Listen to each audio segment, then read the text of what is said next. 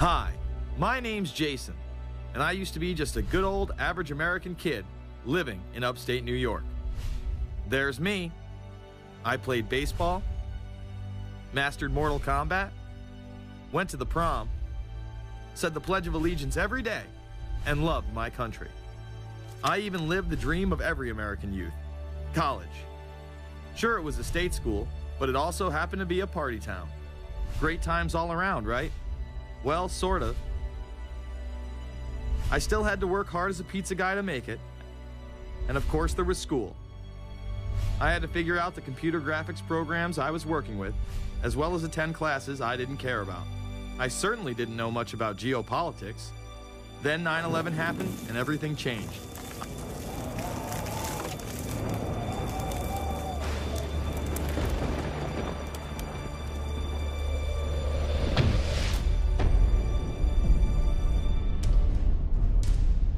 I was pissed. How dare the Muslim extremists massacre all those people? But was it all true? Prior to the invasion of Iraq, something didn't seem right. I then did a startling thing. I actually took a look at what happened that terrible September day. What I found horrified and angered me to such an extent that I took action. We were lied to, and lied to big time. Before I knew it, I went from a normal college student to the political guy at the party to one of the guys that brought you the first internet blockbuster, Loose Change. The film would not only change my life, but countless others as well. So if you've ever seen Loose Change, the documentary about September 11th, conspiracy theorist documentary, it is riveting. Oh, like, yeah. you watch it, and by the end, not even the end, 10 minutes in, you're like... You got your car packed, your head... You're just like, oh my God, it's all true. So every place, there's questions coming from this documentary. And you don't have to believe everything in the documentary to still have questions come up. And you look back and you remember what you saw and what you were told, and now you have questions. We got the boogeyman out there.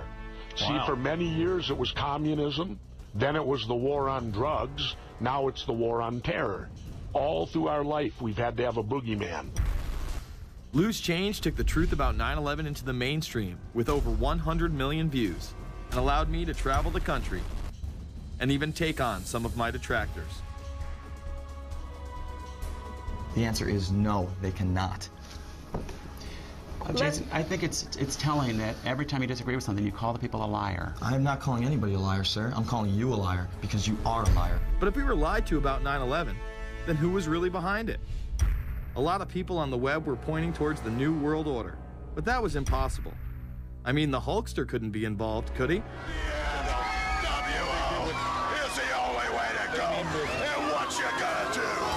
So I set out to find out if a New World Order really existed. And if it did, what was it? Who was involved? And what were their goals? The very word secrecy is repugnant in a free and open society. And we are, as a people, inherently and historically opposed to secret societies, to secret oaths, and to secret proceedings. For we are opposed around the world by a monolithic and ruthless conspiracy. It is a system which has conscripted vast human and material resources into the building of a tightly knit, highly efficient machine. Its preparations are concealed, not published. Its mistakes are buried, not headlined. Its dissenters are silenced, not praised. No expenditure is questioned, no rumor is printed, no secret is revealed. Some cringe when they hear the term New World Order, despite all of these prominent people using it.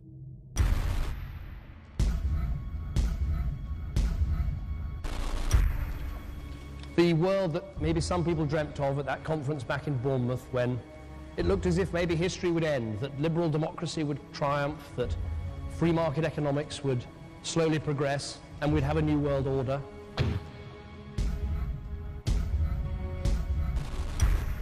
And together they helped to create, were the principal leaders in creating, a new world order and a winning strategy in the Cold War.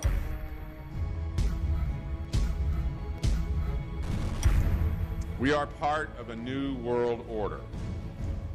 And as the recently departed Admiral William J. Crowe once said, it's long on new and it's short on order.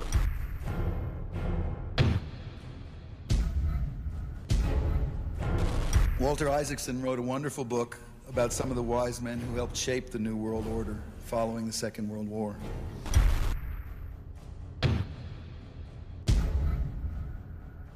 As we devise a way forward in Iraq, I urge the international community to embrace its responsibility for creating that new world order. A new world order based upon collective action.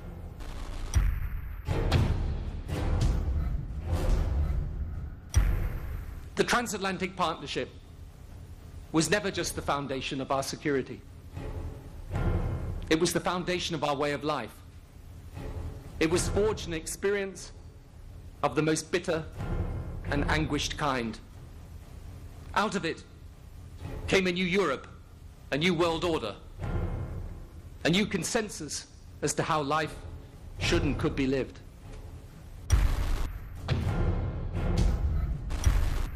And just like that, it was gone. It was a new world order. That's what President George H. Bush said. Harvard historian Francis Fukuyama pronounced the end of history.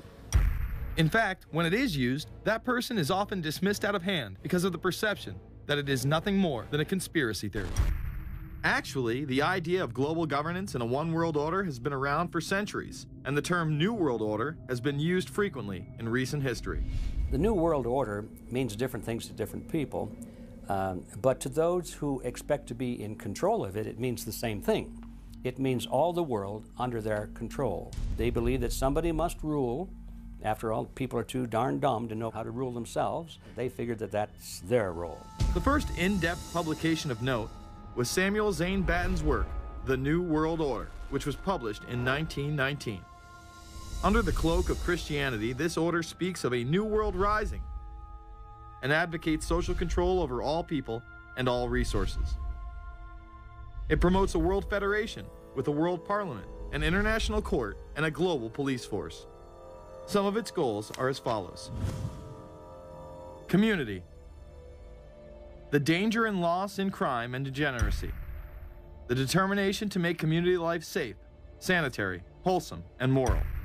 Industrial. The disappearance of class distinctions and the solidarity of all interests in the economic process. National. The conception of the nation's welfare as the supreme concern, with the policy that everything shall contribute to this end, and every person must do some useful work. International. The creation of an international mind, with a world consciousness and a world patriotism. The destruction of every arbitrary power that can separately and of its single choice disturb the peace of the world. World government is good, right? It put an end to war. Well, it could put an end to war because you just only have one dictator.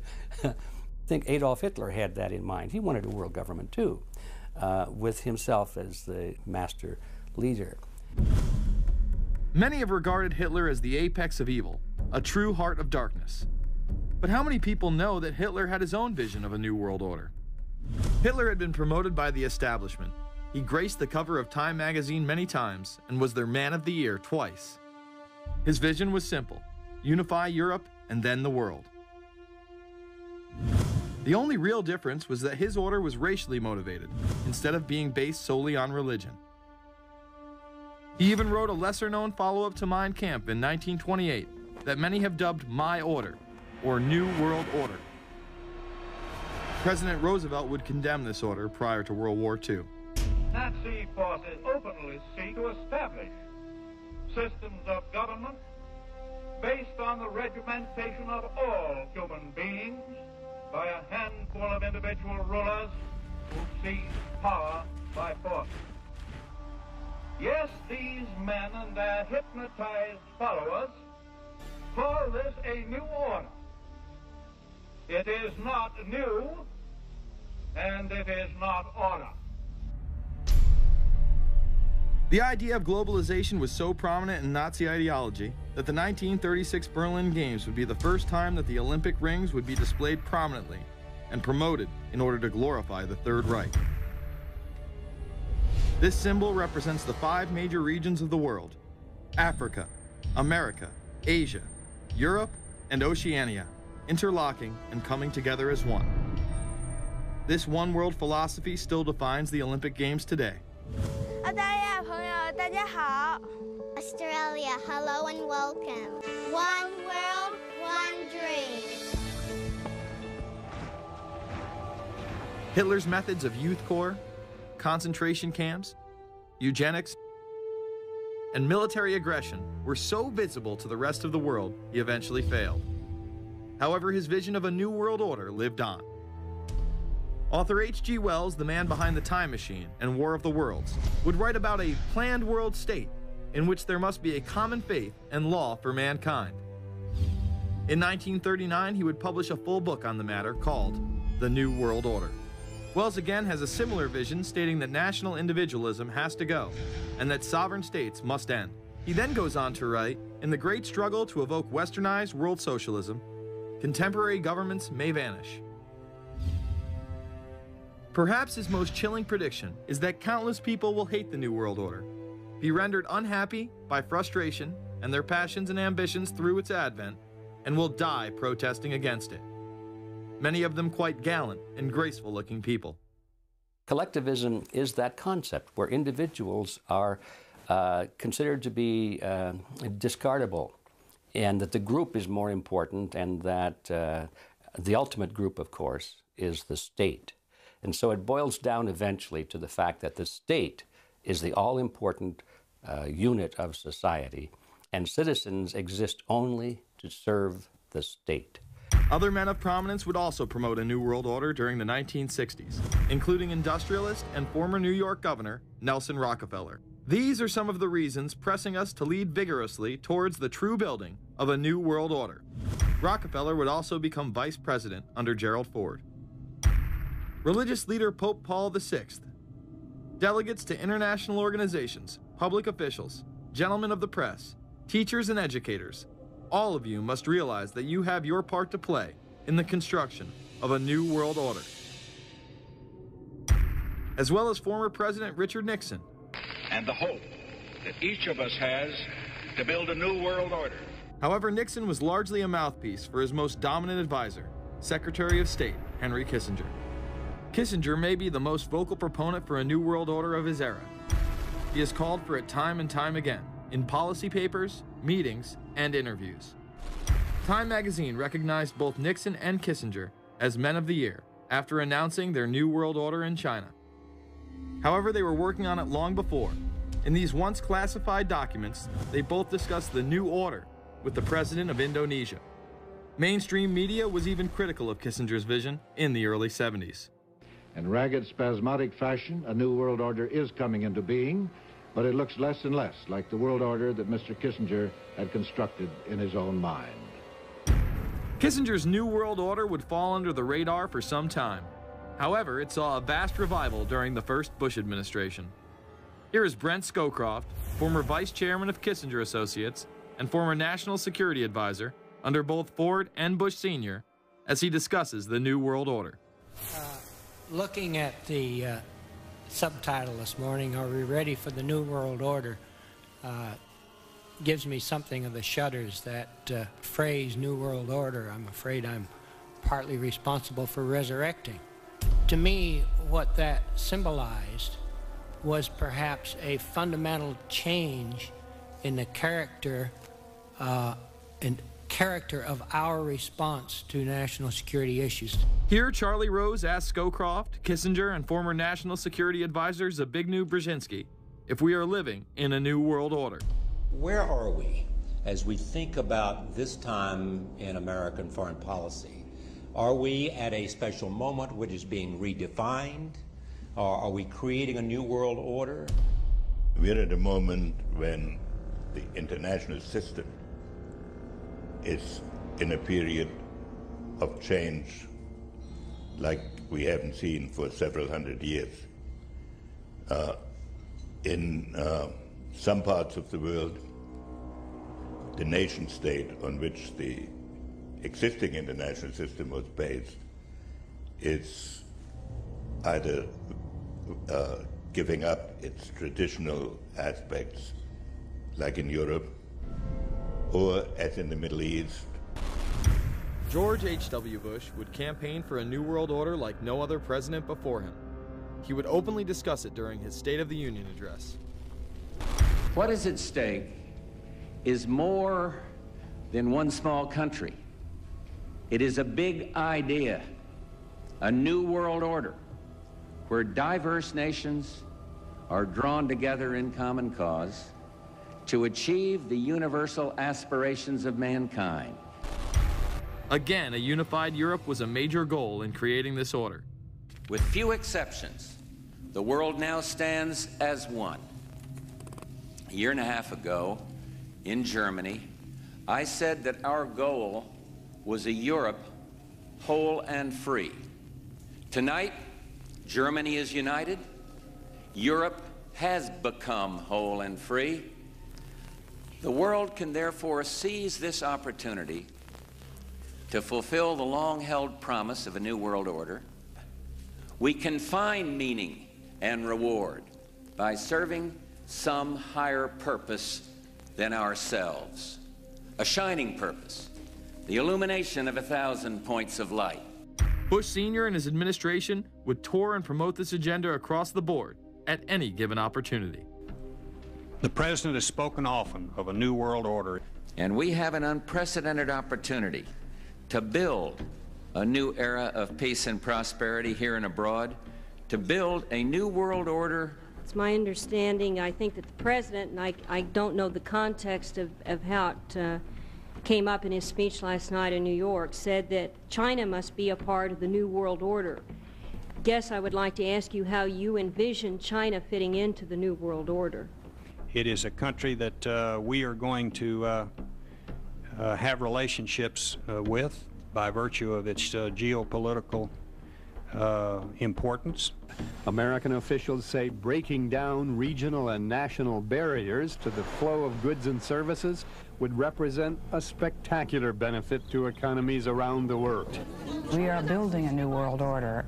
Bush would actually make a commencement address at Maxwell Air Force Base declaring the birth of this order. And that's why I wanted to speak to you today about the new world taking shape around us, about the prospects for a new world order now within our reach. In the coming weeks, I'll be talking in some detail about the possibility of a new world order emerging after the Cold War. But today, I want to discuss another aspect of that order. You see, as the Cold War drew to an end, we saw the possibilities of a new order in which nations work together. It refers to new ways of working with other nations to deter aggression and to achieve stability. As old threats recede, new threats emerge. The quest for the new world order is in part a challenge to keep the dangers of disorder at bay. We must build on the successes of Desert Storm to give new shape and momentum to this new world order. Only when this transformation is complete will we be able to take full measure of the opportunities presented by this new and evolving world order. The new world order really is a tool for addressing a new world of possibilities.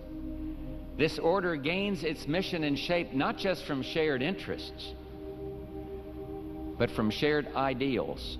After the Gulf War had ended, Bush was so obsessed with the idea of a new world order that he had a series of Glocks imprinted with the term that he would give to members of his administration, including Colin Powell, Brent Scowcroft, Dick Cheney, and General Norman Schwarzkopf.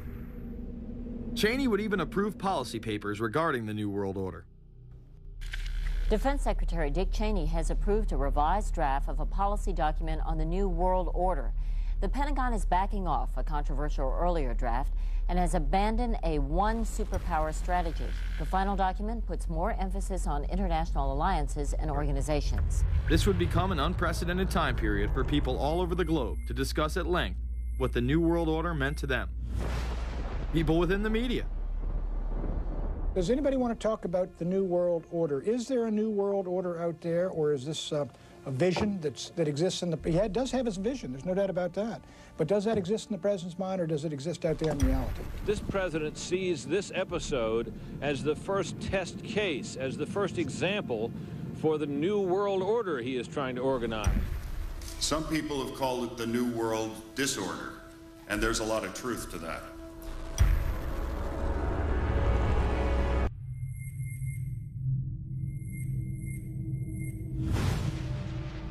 University and institutional chairs. I mean, we're talking a New World Order at Georgetown.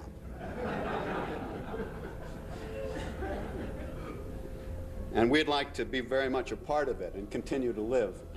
This is a world that is likely to be dominated in the near future, and perhaps longer, by the Gulf War and the New World Order, which is the buzzword of the moment.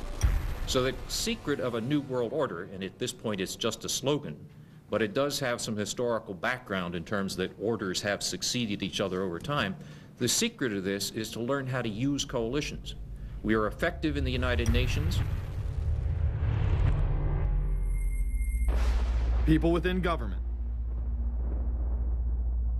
George Bush has invoked a New World Order without enunciating a new American purpose. The president has still failed to articulate clear goals for our nation's foreign policy in this new age. I find the term New World Order very revolting, and just not only historically but politically today. I think Harding is absolutely right, and the actions of the administration just after enunciation of the New World Order put the lie to the fact there is any real substance behind what they say as New World Order. The first act of the New World Order was A, to make war, and then B, was to sell arms all over again. Is there a New World Order? We know certainly that George Bush has copyrighted the term at this point. In the aftermath of this war, though, is it an empty vessel into which something will be poured? Is it the appropriate term to use? Is it going to be a New World Order, or will disorder be just as significant in this process as we look ahead? Let's start with Madeleine. I think that we have, in fact, kind of had this term thrown at us, and many of us have not liked it, partially because of the previous historical connotation, and partially because I think it doesn't really deal with the way the world ought to be or is at the moment. But we are far from seeing a world order, and I'm not sure that it is in best U.S. interest to have a new world order in which we are the policeman. While many began to become critical of this order, the term began to evaporate into the background. We are very, very skeptical of an international order if we are not sure how the rules will be made, because thus far the international order has been made with rules that we had no input into and that affect us, and even when on the few occasions when the rules will seem to favor us, then they get changed. A unipolar world, a world of one superpower, may be quite dangerous for us. A New World Order under the United Nations would mean, among other things, an end to our God-given rights given us and secured by the Constitution. The New World Order, which now has been called by some the New World Disorder, and by some people on the more liberal persuasion, the taking over of the world by the Council on Foreign Relations, the Trilateral Commission, and the UN to put us all in slavery. But what are these organizations? Who founded them? And what are the stated goals of each? Before we begin with the Council on Foreign Relations, let's delve further into history to understand roundtable groups and their origins. Its roots go way, way back in history, and they go back to the formation of a secret society, a secret organization that was created by Cecil Rhodes, a very powerful and very wealthy individual. And people have heard about him in history, and they know about the Rhodes Scholarship, and they think, well, isn't that nice? They don't understand at all what that's all about. Cecil Rhodes, when he died, left his great fortune not to his family, not to his heirs, but for the creation of a secret society. And we know about this because there were some people very intimately involved with this organization who wrote about it. One of the best authors on this topic is Professor Carroll Quigley.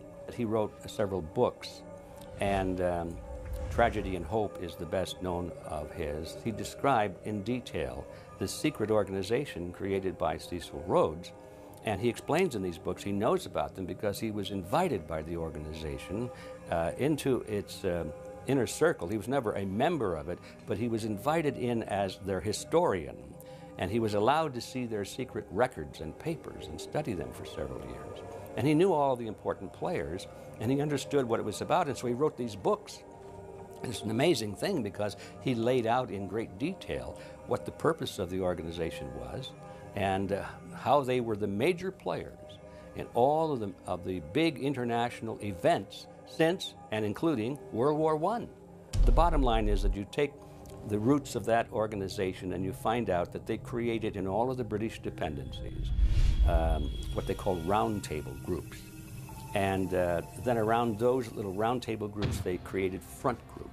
And the purpose of these front groups and roundtable groups was to penetrate into the governments of all of these different countries, to penetrate into the media centers, to penetrate into the educational systems. In other words, to penetrate into the social fabric, the power centers of society, and literally take them over from the inside without anybody being aware that they were controlling influence. After World War I, the International League of Nations arose as a precursor to the United Nations in 1919, under what seemed to be the vision of President Woodrow Wilson and his 14 points. The League of Nations was the first attempt at the New World Order, the first attempt at a global government based on the model of collectivism. And it was the brainchild of the elitists, the ancestors of the very people who are still working on this project. They're collectivists, the very wealthy people. They're the ones in this country who dominated the powerful tax-exempt foundations, like the Carnegie Endowment Fund for International Peace, the Rockefeller Funds, the Ford Foundation, and groups like that. These people were on record, even way back then, that they had to have a new world government, and they dreamed of that being embodied in the League of Nations. And they were solidly behind it. And that was one of the reasons those people encouraged the United States into World War I, was because of the crisis of World War I, and that would also condition Americans to thinking of making big changes in their system, because we certainly don't want another war like that, do we? There's that fear angle again.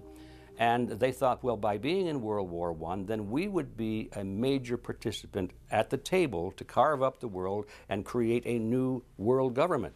And that was to be the League of Nations. Well, what happened to it is that the American people didn't really go for it. Wilson was aware of the elite and their control over society. In his book, The New Freedom, published in 1913, he discussed such a group. Since I entered politics, I have chiefly had men's views confided to me privately. Some of the biggest men in the United States, in the field of commerce and manufacture, are afraid of something.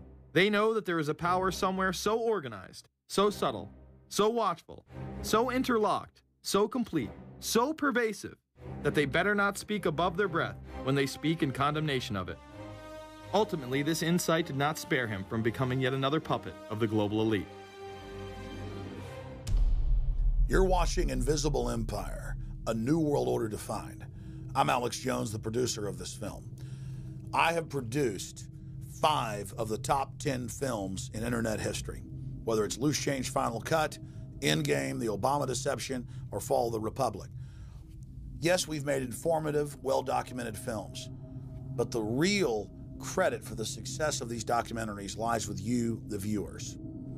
My friends, Invisible Empire is so important for people that need a crash course in the history of the ruling class and what this establishment is setting up. Please support the filmmakers so we can make future documentaries. Visit Infowars.com. Purchase the high-quality hard case DVD that has over 30 minutes of expanded extras. Make copies of that because it's the best quality available. Give it to everyone you know. Have public showings, whether it's the library, a local theater, or your home. Get it out to everyone you know. Get a PrisonPlanet.tv membership. Download all my films in high quality. Burn them to disk and give them to everyone in your community. If we expose the globalist, there's no way they can carry out their hellish plan. The destiny of this film is in your hands. You've made our previous films incredible successes. I'm counting on you now. So again, Infowars.com to get the DVD or call toll-free 888-253-3139 or see them all in incredible high quality at PrisonPlanet.tv. The ball is in your court. PrisonPlanet.tv is a better tool than ever in the info war. Over 6 years of my radio and TV shows, all my films in super high quality, my book, Paul Watson's book, all there, 15 cents a day.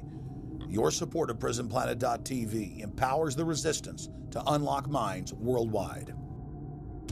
In all of the British dependencies, these organizations, the front groups, were called the Royal Institute for International Affairs. In the United States, they chose a different name.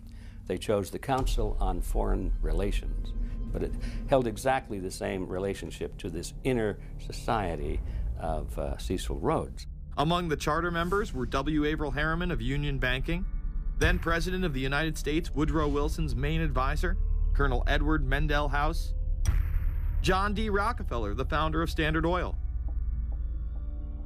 banking mogul J.P. Morgan, and prominent bankster Paul Warburg. Well, the Council on Foreign Relations exists today. It's probably the most powerful single organization in America. Many observers, including myself, believe that it is the hidden government of the United States. These people are not elected to office, and most Americans don't even know who they are.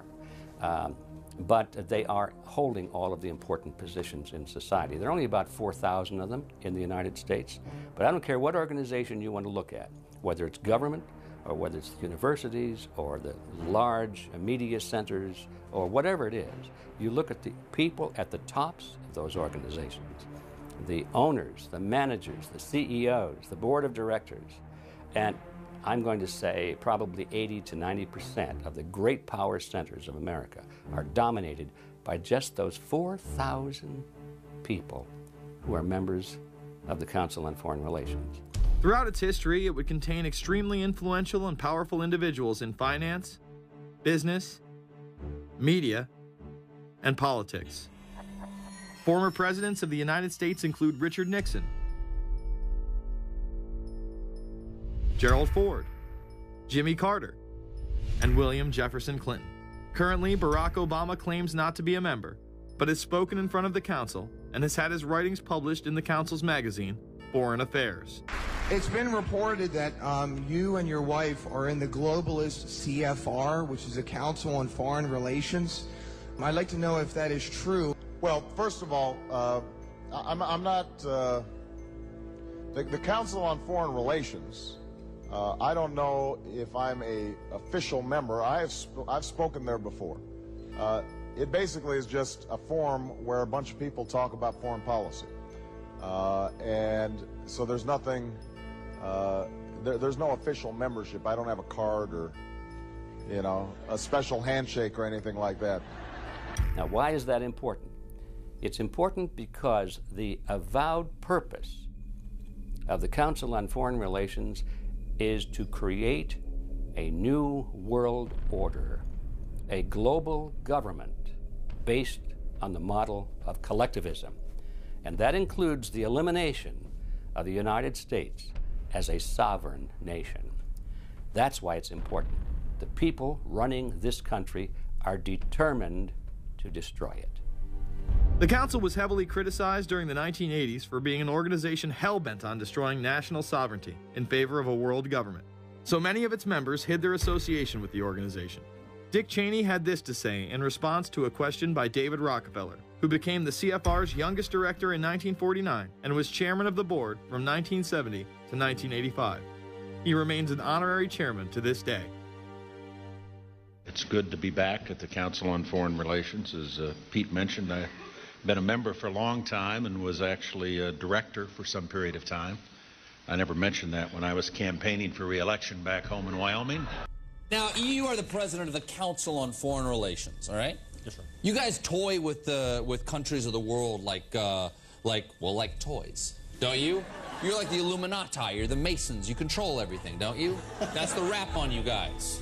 What's so interesting now, though, is who's on the chessboard. The toys, if you will, are a lot more than states. Notice that Mr. Haas does not deny that the CFR has massive control over the geopolitical arena, and instead tries to focus on the separate entities outside of nation-states. Current Secretary of State Hillary Clinton also reveals the importance of the CFR here. But it's good to have an outpost of the council right here down the street from the State Department. We get a lot of advice from the council, so this will mean I won't have as far to go to be told what we should be doing and how we should think about the future. You have these private groups that are run and created by the elite, by the ultra-rich, wealthy families that have been manipulating global markets from behind the scenes for generations. They create these private groups that then feed information to the government, to senators, to congressmen, their recommendations, their policy papers, what they think should happen. And it's fascinating because if you actually read what it is that they're doing, the recommendations that they make, they're very able to get them put in place. Discussions that are going on in these private groups are really talks that should be going on in Senate committees and in the halls of Congress, but they're happening with these ultra-elite groups that are then pushing their propaganda into the political mainstream, and then it's becoming enacted, it's becoming put into law. Still not convinced the CFR is promoting a new world order? Listen to what Leslie Gelb had to say upon leaving the New York Times to chair the organization as its president in 1993. I loved it. Doing a column is a great job. I'm going to an equally great but different job, and in a way a job that caps everything I've been doing in my life, in government and academia and in journalism. I think that's what the Council on Foreign Relations will allow me to do. Well, you know, for example, you had me and 3 or 4 other folks on this show a few months ago to talk about the New World Order, right? Exactly. Right? Bob I talk Hormats about and it, you, exactly. Right. I talk about it all the time. New World Order wants a global system where one small central authority of individuals can then dictate a policy that's going to be distributed down to the rest of the world, everywhere, in the smallest little town in the middle of nowhere in some remote country. I now think it's safe to say that the Council is extremely influential on the world stage and openly promote global governance. The Council and the globalists were able to take this agenda to the next level following World War II. The United Nations was born out of the ashes of this conflict. Unlike the League of Nations, the United States not only joined this organization, they championed it. First book I wrote was The Fearful Master, a second look at the United Nations. It was written at a time when it was not popular to be critical of the UN. I mean, the United Nations was viewed by almost everybody as our last best hope for peace. It was a means, we were told, to bring humanity together and put an end to war and live in peace and harmony and promote trade and all of these good things. I wish it were any of those things, but it's not. The original charter for the United Nations was drafted in San Francisco in 1945, and the United States became a permanent member of the Security Council, along with France, the United Kingdom, the Soviet Union, and the Republic of China. The process by which other nations' belief systems could be used to erode and eviscerate our Constitution and Bill of Rights had taken a giant leap forward. The United Nations is one of the most well-known sort of globalization attempts. Its primary goal is to streamline all the governments of the world, to create a global council and to unify all the rules and all the regulations for the world. So it's essentially the precursor and an engine of this new world order. The United Nations is made up of all of the countries of the world, most of which are dictatorships of one kind or another. And you don't take a bunch of dictatorships and put them into a bag and shake it up and come out with a freedom-loving governmental unit. You come out with a global dictatorship. This was the public face of global governance. However, many other organizations have been birthed since. Even more suspect is a private group called the Trilateral Commission. David Rockefeller and Henry Kissinger are among its some 300 influential members.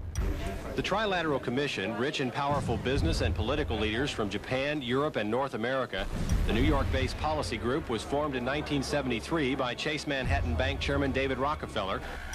In addition to Rockefeller, there were many other noted American members. Among them, economist Alan Greenspan, former Defense Secretary Harold Brown. George Bush was once a member, but resigned last year before his unsuccessful presidential campaign. Back then, it wasn't politically wise to be aligned with what his party's right wing considered a shadow world government. The United Nations would take over America. The Trilateral Commission would control the world. Just look at its membership, they say. Current and former members include Presidents Clinton, Bush, and Carter. Names like Brzezinski, Christopher, Kissinger, and Schultz. And top executives of ITT, Xerox, Exxon, and Nations Bank. Although this group with only 300 members seems to be at the apex of the power structure, there is yet another group formed in 1954 that is even smaller in number and has a greater influence on world events. Meet the Bilderberg Group. This elite group meet annually around the globe. There is a core group of members who have attended every year for decades, such as David Rockefeller, Henry Kissinger, and Queen Beatrix of the Netherlands. These members invite others who are politically and socially relevant at the time. Each year, around 140 people are in attendance. Real quick, I asked Hillary this question. In June of 2004, you attended a meeting in Italy called the Bilderberg Group. I just want to know what you were doing out there, what that was all about.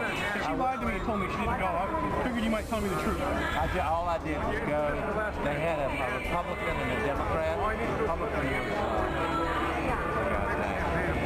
I gave like a 20-minute talk on the presidential election. Did it have anything to do with being John Kerry's running mate? Did they talk about that at all? No, because I wasn't his running mate. Okay. I happened to be in Europe then on my way to Russia. I was invited to go to Bilderberg by Vernon Jordan, a friend of mine and a genuine hero of the civil rights movement.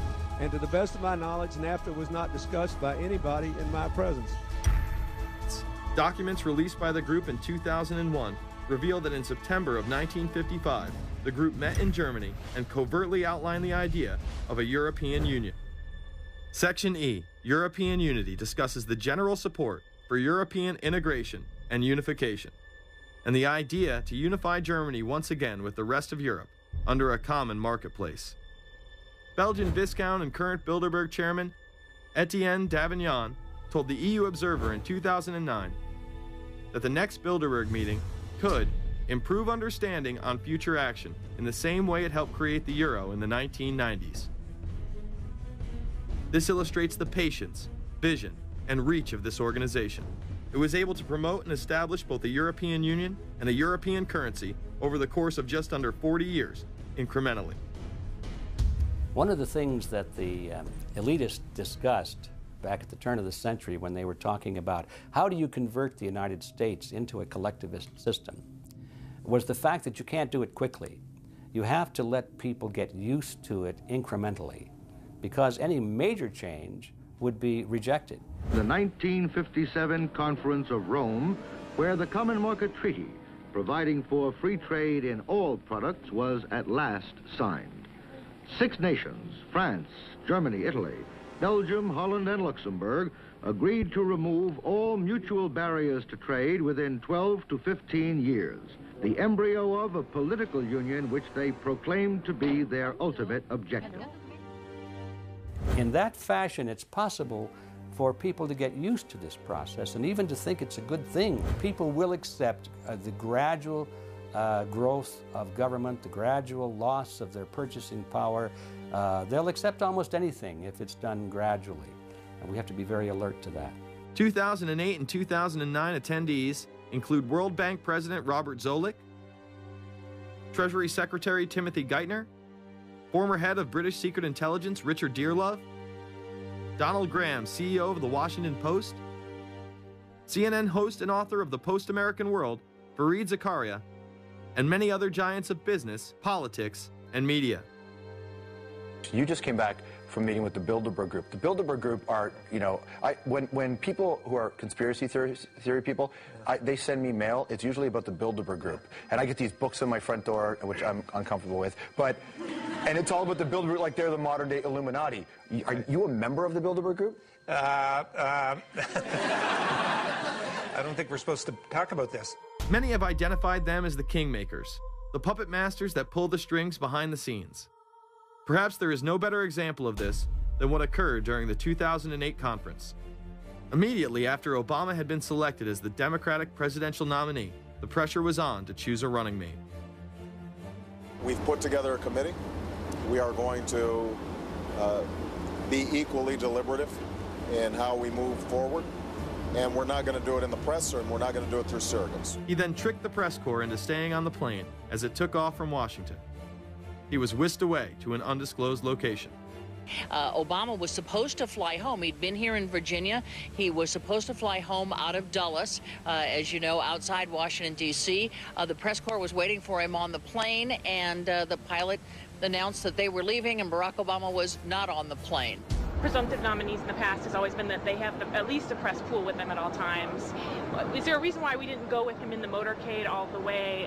This is what we're out here for, and now we're on this plane with no candidate. Again, I understand.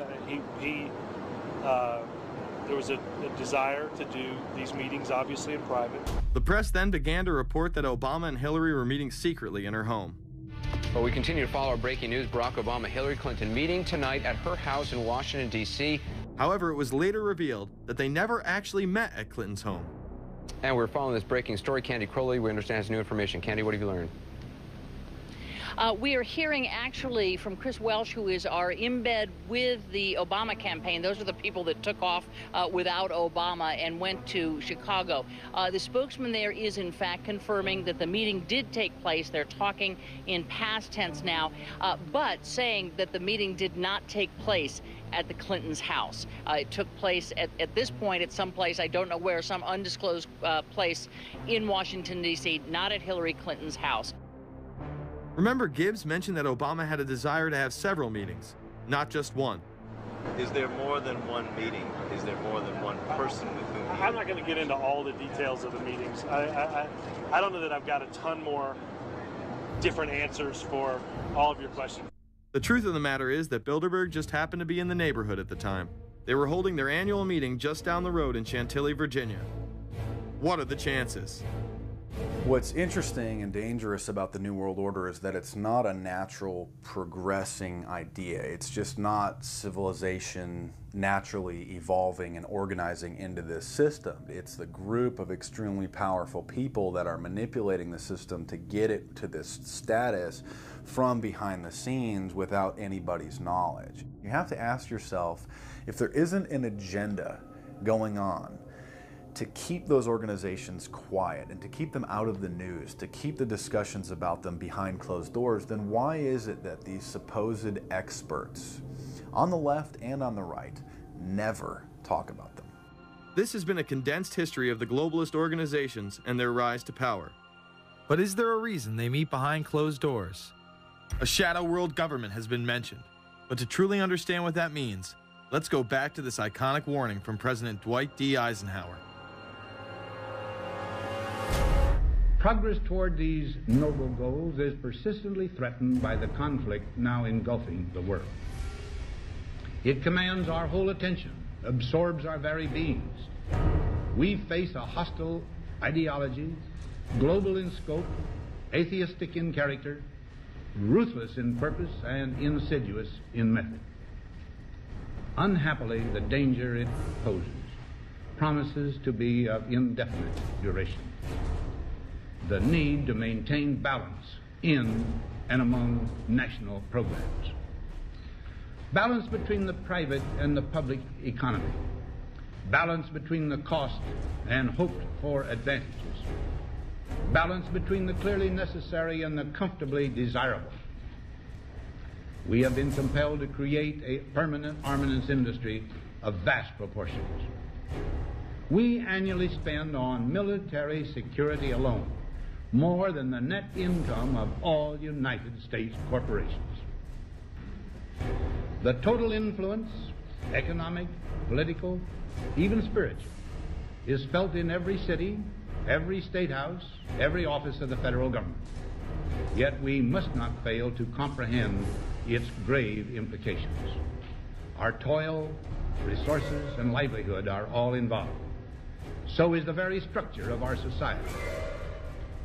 In the councils of government, we must guard against the acquisition of unwarranted influence, whether sought or unsought, by the military-industrial complex.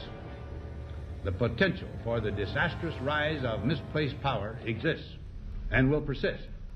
America went into a major mobilization, revived its defense industries, and we saw the civilian economy of America more and more skewed through the 50s.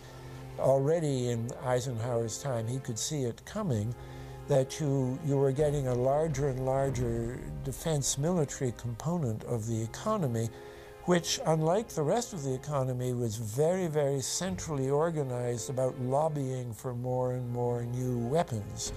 It was the political skills of this military-industrial complex, which I think Eisenhower was really warning us about, and rightly. There is a military-industrial complex. Today, we see a situation where the civilian economy is really in tatters, and most of our civilian production has gone overseas to third world countries. What do we export? Our biggest export practically is garbage, but apart from garbage, we export military equipment.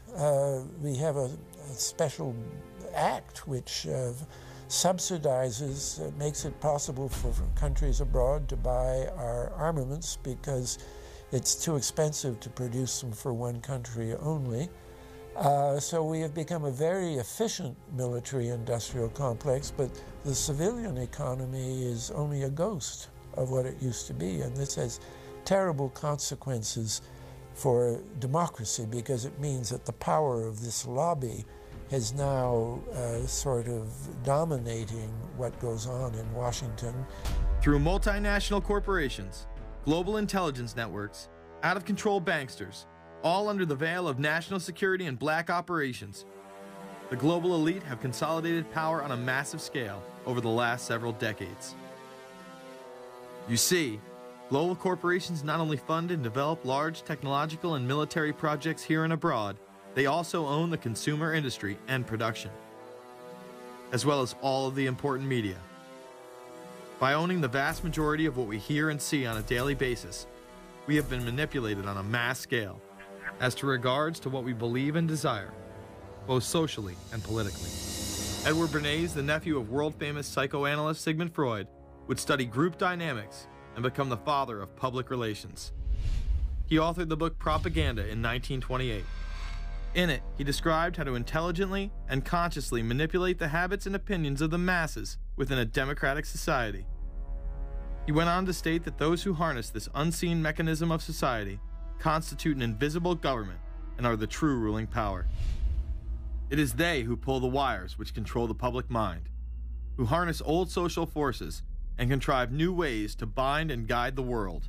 The average American is distracted, mindless, worried about minuscule things, celebrities, as if it was their own family members. And this is by design, because the powers that be, who own the media, know how our brains work. They know scientifically how the human mind functions.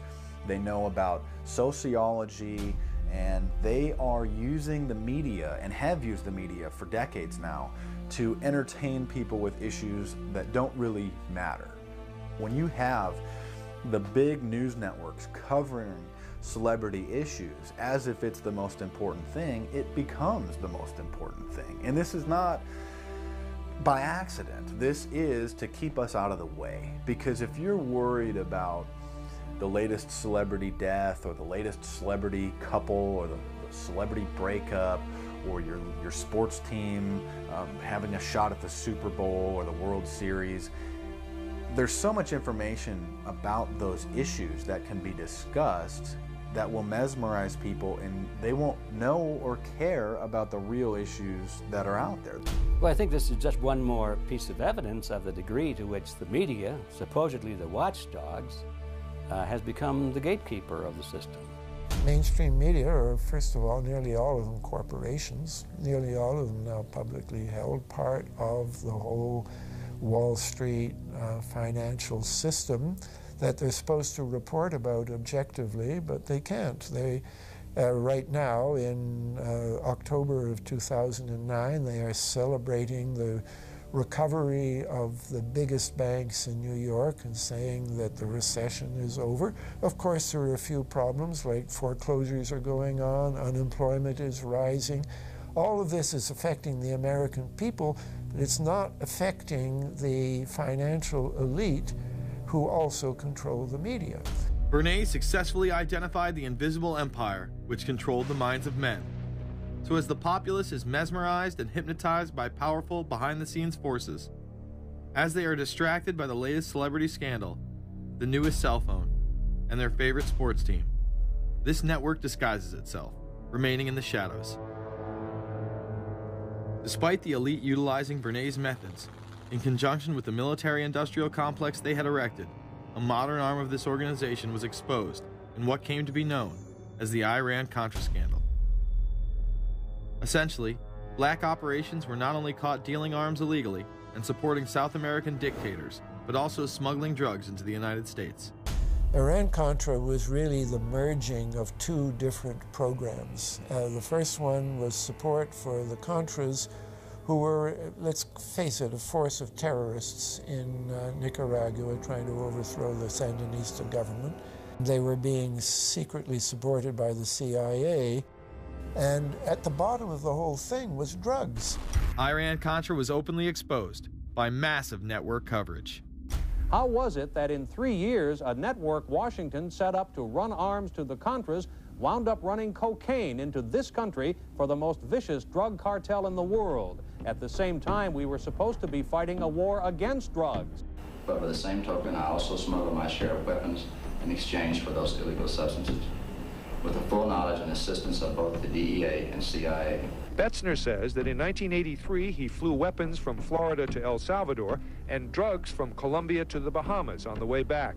In 1984, he says, he flew twice from Florida to Costa Rica and back.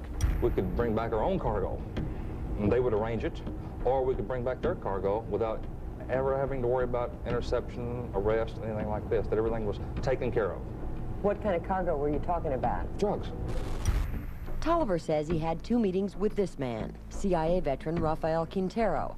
Then in March of 1986, he says he flew 14 tons of weapons down to Honduras, to this Contra resupply base set up by the CIA. We take off from Tegucigalpa, Honduras, and we leave. To? South Florida. Where in South Florida? We landed at Homestead. Homestead? Air Force Base. This is the plane Tolliver says he used. The plane traces to a company that had a State Department contract to fly humanitarian supplies to the Contras. In addition to that, 3 dozen sources confirm the basic scheme. We can now report that long before that operation began, there was another operation to provide guns for the Contras, which was also against the law.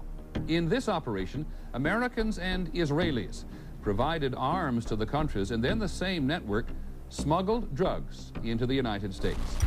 The operation was launched in spring of 1983 at Washington's request, with at least $20 million of Israeli government money later reimbursed, we're told, from U.S. Covert Operations Fund. For about 5 years, people were flying arms into Iran, and most of them came from Israel. The Israelis purchased the weapons from Poland and Czechoslovakia and began shipping them secretly from Yugoslavia to Bolivia, and then to Panama.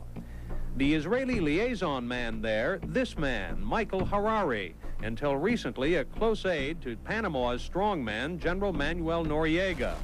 You'd bring the ship into Colombia, you would load drugs aboard it, and you would bring those drugs back to Panama with you. But bringing that stuff into the United States, that was something else. I've never been so thoroughly disgusted with myself in my life.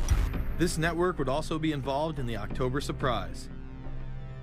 We really can't understand that unless we understand the so-called October surprise in the 1980 election, which is, I think, unquestionably Republicans, including William Casey, who later became Reagan's head of the CIA, negotiated with the Iranians for them not to release the hostages which were being held in Iran to Carter, but to wait until the Carter was defeated and the Republicans were in. That is what actually happened, that the hostages were only released on the day that Carter left office and Reagan came in. Unbelievably, this same network would even be linked to the BCCI banking scandal by journalist Danny Casolaro. Casolaro was probing a conspiracy he called the Octopus, which involved the Iranian hostage crisis, the Iran-Contra affair, with, believe it or not, all funds channeled through BCCI, the international bank charged with everything from money laundering to fraud. BCCI, it's a shadowy international bank linked to terrorists, drug runners, and dictators. Little was known about BCCI until 6 of its top officers were arrested in Tampa in October of 1988 on charges of laundering drug money for Colombian cocaine bosses. The BCCI men were convicted, and the bank itself pleaded guilty. But for some reason, the bank was allowed to continue to operate all over the world. There are indications that some of the reluctance to prosecute this bank stem from the favors it did. For?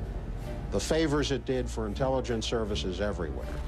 Too many secrets of too many countries, too many prominent people, too many hands-on, and that makes it desirable that this entire affair be forgotten. It began to become clear that the global traffic of drugs were funding violent dictators, rigging elections, supporting the arms trade, and enforcing the assassination of anyone who got in the way. Casolaro was found dead for his efforts in exposing this network. His death, of course, ruled a suicide. He was meeting a source in West Virginia. He was about to discover all. Instead, his body was discovered in a hotel room with 12 slashes in his wrist, but when the local authorities ruled it suicide, the family said, no way. The housekeeper had taken calls threatening his life. And I pick it up telephone, I say hello, and he say to me, you son of a bitch, you's dead. Casolaro would not be the only person involved in the scandal to wind up in a casket. Meet Barry Seal. At first, the media portrayed Seal as a drug dealer gone good, who was assassinated by the Colombian mafia. Authorities believe last night's machine gun killing of top drug informant Barry Seal was ordered by drug bosses in Medellin, Colombia, who sent 5 men to Baton Rouge to kill Seal. Sam Dalton was the lawyer that represented the Colombian hitmen convicted of his assassination. We were trying to subpoena the CIA because we felt like they had documents, exhibits, and evidence that would indicate complicity in Seal's assassination. When they were able to gain access of Barry Seal's trunk the night of the murder, the personal phone number of none other than George H.W. Bush was present. Louis Unglesby, the former attorney for Mr. Seal, also confirms that he once called the office of the vice president after Seal had given him the number. You see, the Black Ops drug smuggling operation had not yet been exposed, and intelligence couldn't take any chances. It was later revealed that Seal was involved in smuggling cocaine into Mena, Arkansas, while Bill Clinton sat as governor. 1983, Ronald Reagan was president, Bill Clinton was governor. And little Mena, Arkansas, changed from a quiet town to a center for drug smuggling and reported Contra support activity. In the middle of it all, this man, admitted dope smuggler Barry Seal. Arkansas State Trooper Russell Welch investigated Seal's organization. Each trip would have 250 to 350 pounds of cocaine. According to the London Telegraph, Arkansas State Trooper Larry Patterson testified under oath that he and his officers discussed repeatedly in Clinton's presence the large quantities of drugs being flown into Mena Airport, large quantities of money, large quantities of guns. Hot Springs police officers would also record Roger Clinton, Bill's brother, during a cocaine transaction stating, "Gotta get some for my brother. He's got a nose like a vacuum cleaner." There was also a large amount of money laundering going on in Mena. Former IRS agent William Duncan traced some of Seal's drug profits laundered through Mena banks. We had direct testimony from people who were involved in the money laundering operation.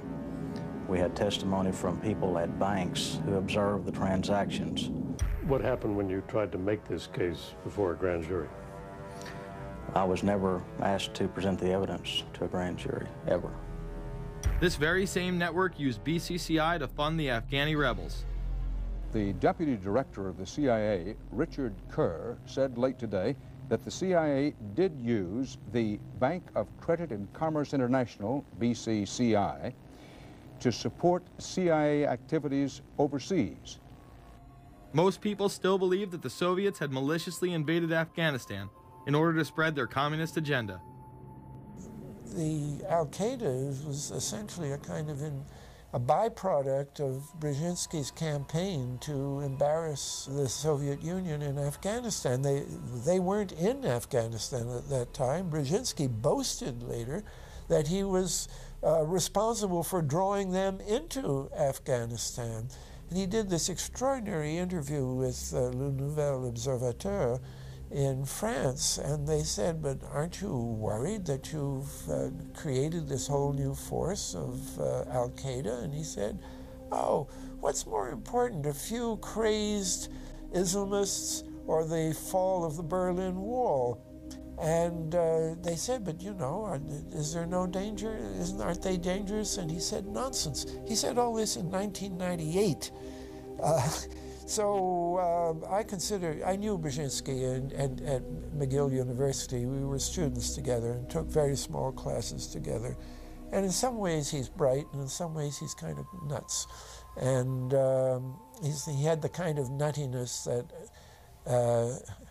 made him attractive to the Rockefellers. Bin Laden and his network were actually funded by BCCI through U.S. covert operations. Well, the reason I bring it up, if you've ever heard any of our call-in shows, you know that we have people that think about the conspiracy theories of people like you. You would be a poster child for these people because you have served on the board of the Council on Foreign Relations. You helped start the Trilateral Commission, and you've been to the Bilderberger Group. Are people too close in this world, people in business, too close to the governments? Well, you know, there is such a thing as insidious influence. And the question is, how does it operate? Does it involve bribery? And does it involve some sort of psychological domination of individuals? I don't believe in this notion of some sort of secret societies controlling people. But of course, in any political system, there are sort of over-the-table and under-the-table arrangements. Arrangements that involved ruthless, illegal, and immoral activities in order to dominate humanity. Despite all of the evidence that has just been presented, this network would fall down the memory hole, even though 14 convictions were made in the Iran-Contra scandal. The continued cover-up would be made possible by George H.W. Bush. These documents that came forward in the North trial clearly reveal the involvement of the Vice President to a greater degree, I think, than he has acknowledged heretofore. This, of course, did not stop him from pardoning those involved during the twilight of his presidency. Some new reverberations today to President Bush's Christmas Eve surprise, the pardoning of former Defense Secretary Caspar Weinberger and several others in connection with the Iran-Contra allegations. Well, now the special prosecutor says it's the president who needs to explain some things. The real issue is why the notes weren't produced 5 years ago when the congressional investigation and the independent counsel's investigation had requested them. Because high-level political officials scrambled to limit the investigation and establish plausible deniability for the upper echelons of the network, including Bush himself. So who is this guy, and how did he come to power? To understand that, we must first take a look at his father, Prescott. Prescott was born into privilege and became extremely influential in business, intelligence, and politics. He helped establish the CIA out of the Army's Office of Strategic Services with the Dulles brothers, and served as a senator in the state of Connecticut. However, during his time serving as one of the directors of Union Banking Corporation, he was doing business with Nazis. The Bushes have been sort of at the heart of the military-industrial complex since its very beginning, and that Prescott was involved in a firm that actually fronted for Nazi firms in America. In fact, Union Banking and its subsidiaries were seized by the United States government in October of 1942 under the Trading with the Enemy Act. After the war, the assets were returned, a few fines were paid, and it was swept under the rug of forgotten history. These Nazi ties should not be all that shocking, seeing as it has been declassified that the Office of Strategic Services recruited Nazis into its ranks through Project Paperclip in August of 1945. George Bush seemed to follow in his father's footsteps, using Prescott's business connections to move to Texas and get into the oil industry. He would first attain political office as a Texas congressman in 1966, but then lose his bid as a Texas senator in 1970. It was at this time that Nixon appointed Bush as an ambassador to the United Nations. According to official accounts, Bush then began work with the CIA as its director in 1976. Evidence suggests that Mr. Bush and the CIA actually had a much longer-standing relationship. There are indications that he had relations to the CIA before. There's a very strange memo, and the names are George Bush. And when this was published, there was a lot of fuzzing of the issues, but given George H.W. Bush's strong connections with the Cuban community, I think there is a good chance that it was that the George Bush we know, so that he did have a CIA connection. Bush left the CIA just under a year after his appointment. He is credited with restoring the agency's morale, as its image was being shattered by the Church Committee's revelations of the CIA's unauthorized activities involving assassinations and corruption. In reality, Bush was responsible for denying the Church Committee many of the documents it requested and making it impossible for them to do a thorough investigation. After his time as CIA director, he devoted himself to becoming the next president of the United States. Many people within his own party did not like his globalist ties. Along the campaign trail, Bush continually had to explain his association with the group. You know J.R. Ewing in the show Dallas? J.R. is a member of the Trilateral Commission, I think. It's got to be because it's so bad. Let me tell you something. I used to be a member of it. I resigned, as I did from every business thing I was in, to concentrate on one thing, running for President of the United States. Ronald Reagan initially had no interest in having Bush as his running mate. Even then presidential candidate Ronald Reagan had questions. I would suggest that maybe Mr. Bush would clear the air if he'd tell us why he resigned. Reagan's backers then forced him to choose their intelligence frontman, George H.W. Bush, as his vice president. But in spite of last year's campaign rhetoric, all seems to be back to normal between George Bush and his old colleagues, and President Reagan, who is relying on many of these powerful business leaders to make his economic package work, will host commission representatives at the White House Monday. After Reagan's election, there was an attempt on his life, just 69 days into office. Astoundingly, Bush would again be connected. So just who is John Hinckley, Jr.? When he left this neighborhood 8 years ago, he was, by all accounts, well-liked and seemingly normal. This donut shop near the motel was visited by Hinckley, who reportedly waited for a phone call here each day, even though he had a phone in his motel room. The nature of the calls is not known. A touch of irony. The young man walking with the elder Hinckley is 30-year-old Scott Hinckley, John Jr.'s brother. He and Vice President Bush's son, Neil, are friends. They had planned to have dinner together in Denver tonight. The plans have been canceled. We were told Hinckley was a madman acting alone. If that was the case, why was he making phone calls from a payphone down the road instead of his hotel room? Why was the would-be assassin's brother a family friend of the man who stood to gain the presidency? While Reagan led the nation in the public eye, Bush exploited his power through the largely unknown Continuity of Government Directive. In the United States federal government, there is a super-secret agency which controls this shadow government. The National Program Office allowed Bush and his network to attain executive emergency powers. Ronald Reagan authorized the National Program Office when he signed a top-secret directive in 1982. Oliver North was one of the key officers responsible for the program's startup. Under the NPO's direction, 4 agencies were charged with execution of the Doomsday Plan: the CIA, the Departments of State and Defense, and the Federal Emergency Management Agency. An effort was being made to consolidate continuity of government programs across several major departments of the government under one office. After 8 years of secret wars, covertly sponsored revolution and assassination had advanced globalist interests and allowed Bush to achieve his lifelong dream by becoming the 43rd president of the United States. The fall of the Soviet Union left the United States as the sole superpower in the world. The Wolfowitz Doctrine stated, "We must maintain the mechanism for deterring potential competitors from even aspiring to a larger regional or global role." The New World Order was on display with the first Gulf War and the creation of a European Union.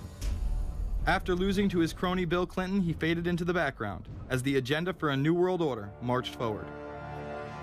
After 1989, President Bush said, and it's a phrase that I often use myself, that we needed a New World Order. We have just exposed many of the globalist operations, including drug dealing, funding terror, dealing arms, and taking over the United States government by stealth. Whenever these agendas were threatened, those who opposed them ended up dead.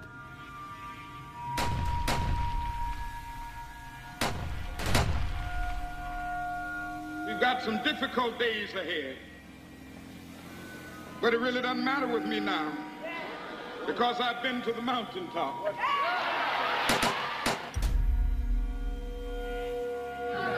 My thanks to all of you, and now it's on to Chicago, and let's win there. Thank you very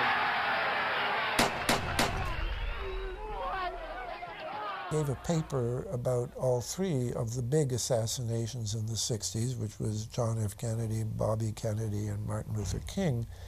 And there are certain common denominators. I call these events deep events. We've become accustomed to the idea that every now and then something is going to happen, and we just know from the beginning we're not going to get to the bottom of it. And the more they happen, the more reconciled we've become to this state of affairs. In 1978, the House Select Committee on Assassinations could not ignore there was a conspiracy in regards to the assassination of John F. Kennedy and Martin Luther King Jr. Good evening. A congressional committee has concluded that President John Kennedy and civil rights leader Martin Luther King Jr., both of them, were probably killed as the result of conspiracies.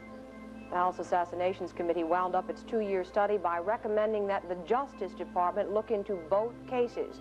In the assassination of Dr. Martin Luther King, the committee concluded the likelihood of conspiracy. The committee's summary of findings says President Kennedy was probably assassinated as a result of a conspiracy, that its evidence establishes a high probability that 2 gunmen fired at the motorcade. The committee concluded that President Kennedy did not receive adequate Secret Service protection in Dallas, that the CIA was deficient in sharing information before and after, that the Justice Department and Warren Commission failed to pursue possible conspiracies and made their conclusions too definite. There seems to be no debate that the CIA and Secret Service were involved in the assassination, as you can clearly see 2 Secret Service agents being taken away from their positions at the back of Kennedy's vehicle just moments before the assassination.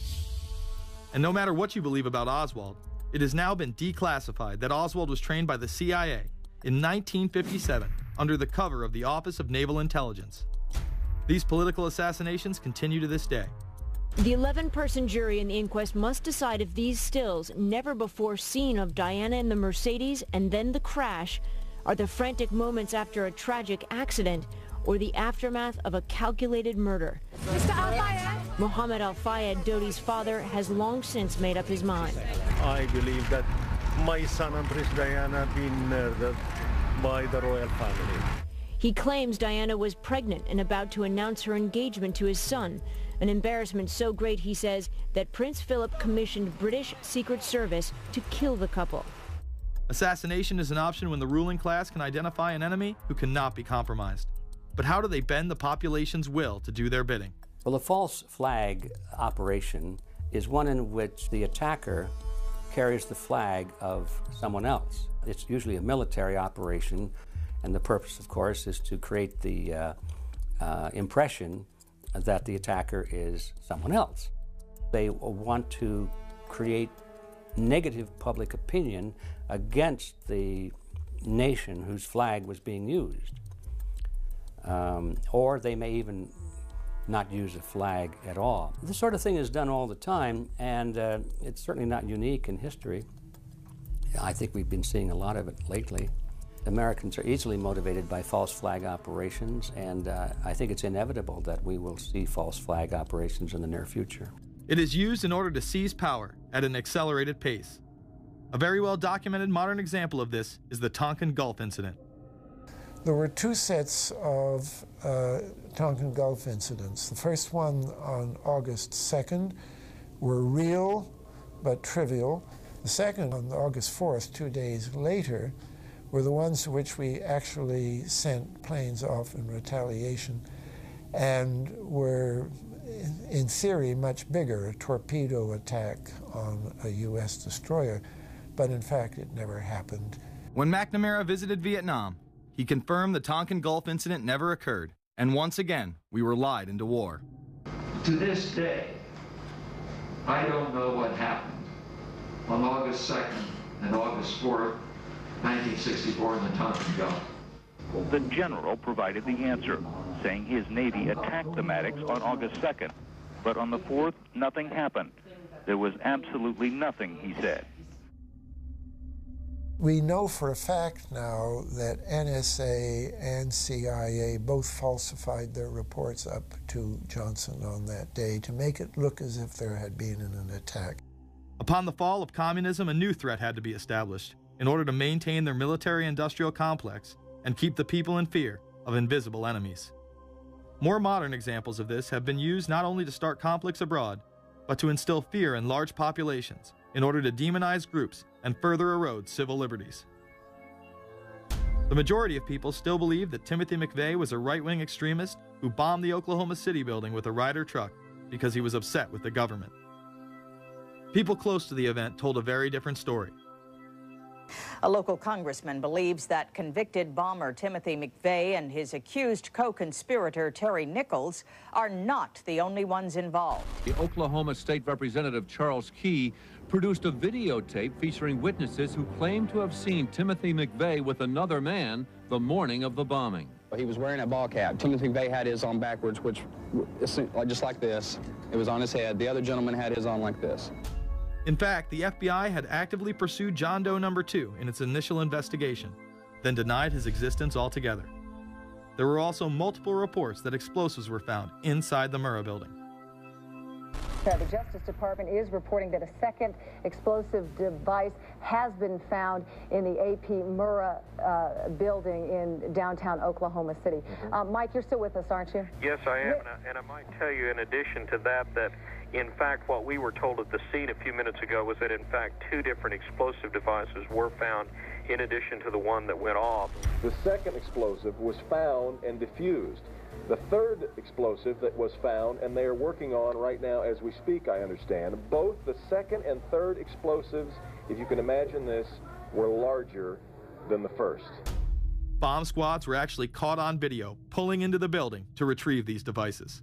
They'll back that trailer down there, and the bomb squad folks will go in, and they will use that trailer. You see the bucket on the back there, sort of, this is how they would transport the explosive device away from this populated area to try to do something with it. I just took a look down the street at the Murrah building again. I see another bomb truck going, so apparently they're going to try to get out that third bomb that's been talked about. This was even confirmed by the governor at the time, Frank Keating. One device was deactivated. Apparently there's another device, and obviously whatever did the damage to the Murrah building was a tremendous, very sophisticated explosive device. Members of the ATF who would have normally been in the building were tipped off prior to the bombing. He saw what appeared to be a police bomb squad truck near the Murrah building 2 hours before the blast. It had a shield on the side of the door, and it said bomb disposal or bomb squad below it, and I really found that interesting. Another witness who spoke to ABC News on the condition of anonymity will tell the grand jury tomorrow he was told by an ATF official agents working in the building had been warned in advance not to come to work. He just came out and told me that the ATF wasn't in the building that day. They'd been tipped by their pagers not to come to work, which I was flabbergasted. McVeigh would even claim in a letter written to his sister, which was published by the New York Times, that he was actually recruited for black operations, which included smuggling drugs into the United States, as well as assassinations. One may brush this off as the ravings of a madman. However, McVeigh was filmed at the Camp Grafton military facility in North Dakota on August 3, 1993. McVeigh's official records state that he was discharged over a year prior from the Army Reserve in May of 1992. Perhaps even more interesting is that Camp Grafton was specializing in training troops in explosives and demolitions at the time. When all was said and done, the security tapes reported to have captured the entire thing on video were rounded up and classified. In 2009, they were finally released, and magically none of them caught the bombing. The excuse being they were all having their tapes changed at that exact moment. This event would be labeled domestic extremism, which was used to demonize critics of world government, militias, and create fear within the populace. Muslim extremism seemed to show its ugly face in then unprecedented fashion on February 26, 1993. A truck bomb had gone off in the parking area of the World Trade Center. Luckily, the bombers failed to follow instructions and parked the truck carrying the explosives against the main support column. What is not discussed, however, is the bomb was actually built by an FBI informant under the supervision of the FBI. Ahmed Salam, a former Egyptian army officer who had been doing undercover work for the FBI, was the man who actually built the bomb. When he was told that he would have to use real bomb-making material instead of harmless substitutes, he became suspicious and began taping his conversations with FBI officials. Last winter, the FBI was praised for its speed in cracking the case of the World Trade Center bombing and bringing 4 suspects to trial. Now, there is some evidence that the FBI may have known of the plot in advance through an informant and might even have stopped the bombing that killed 6 people. Notice the media emphasizes that they might have been able to stop it. They then gloss over the fact that the bomb was built by their agent under FBI supervision in conjunction with the district attorney. FBI agents might have been able to prevent last February's deadly explosion at New York's World Trade Center. They discussed secretly substituting harmless powder for the explosives, but they didn't, according to the FBI's own informant, Ahmed Salem. Unbeknownst to the FBI at the time, Salem recorded many of his conversations with his handlers. The actual recording where Salam discusses this with his FBI handler, John Antisev, was released years after the trial. You got paid regularly for good information. I mean, the expenses were a little bit out of the ordinary, and it was really questioned. Don't tell Nancy I told you this. Well, I have to tell her, of course. Well, then if you have to, you have to. Yeah, because, I mean, the lady was being honest, and I was being honest, and everything was submitted with a receipt. Yeah. And now it's questionable. It's not questionable. It's like a little out of ordinary. Okay. You know. All right. I don't think it was. If that's what you think, guys, fine. But I don't think that, because we was start already building the bomb, which is went off in the World Trade Center. It was built by supervision from the Bureau and the DA, and we was all informed about it, and we know that the bomb start to be built. By who? By your confidential informant. What a wonderful, great case. Following the convictions of the Muslims who were too inept to make their own bomb and park the vehicle in the proper area, Salam was pulled into the FBI's Witness Protection Program, where he has never been heard from again. Prior to the largest and most devastating terrorist attack on U.S. soil, the United States was poised as the first truly global superpower. Brzezinski would muse in 1997 that geostrategic success would represent a fitting legacy of America's role as the first, only, and last truly global superpower, and that the only way to mobilize Americans was a truly massive and widely perceived direct external threat. In September of 2000, a neoconservative think tank called the Project for a New American Century echoed Brzezinski's statements, saying the United States is the world's only superpower, combining preeminent military power, global technological leadership, and the world's largest economy. An engine for New World Order ideals, members of PNAC included Dick Cheney, Donald Rumsfeld, Jeb Bush, Scooter Libby, William Kristol, and Paul Wolfowitz. Describing the difficulty in projecting force, they write the process of transformation is likely to be a long one, absent some catastrophic and catalyzing event, like a new Pearl Harbor. This takes us full circle to the September 11th attacks of 2001. In my previous film, Fabled Enemies, I expose in great detail the Saudi Arabian, Pakistani, and Israeli connections in conjunction with this international intelligence operation. In the early 1980s, bin Laden worked with operatives from U.S. intelligence, the Pakistani military, and Arab states. They ran a wide-ranging covert network that recruited and financed Muslim fighters to battle the Soviet army. The hijackers that were trained at U.S. military installations and protected by the FBI and CIA. The military exercises leading up to 9/11, and those that took place as the attacks occurred. Open line. Command, Sergeant Richmond. Sergeant Richmond, Sergeant Light from Cheyenne Mountain Test Control. How are you? I'm doing fine. Okay, I need you to terminate all exercise inputs coming to Cheyenne Mountain at this time. Copy. And stay on loop until I verify that you or the connectivity is disconnected on the exercise side only. Okay, no, do not do any more inputs on the exercise side and stand by. I got Cheyenne Mountain on the line. Terminating all exercise inputs. So, over, in case you didn't know, this exercise. Oh, yeah. The Black Ops program, Able Danger, and the shadow government involvement.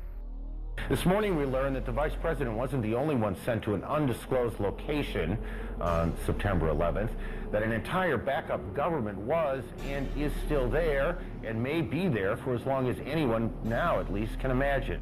As well as much, much more. The government has lied about 9/11 repeatedly and used it to dominate the Middle East, while creating an evolving police state here, encroaching on civil liberties at home. And of course, building a new world order.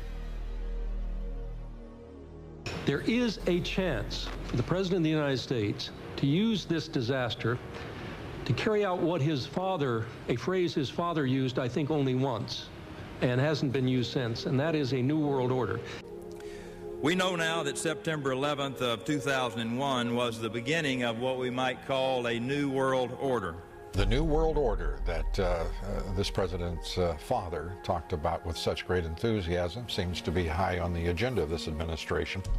Under the second Bush administration, massive amounts of civil liberties were openly and brazenly taken away following 9/11.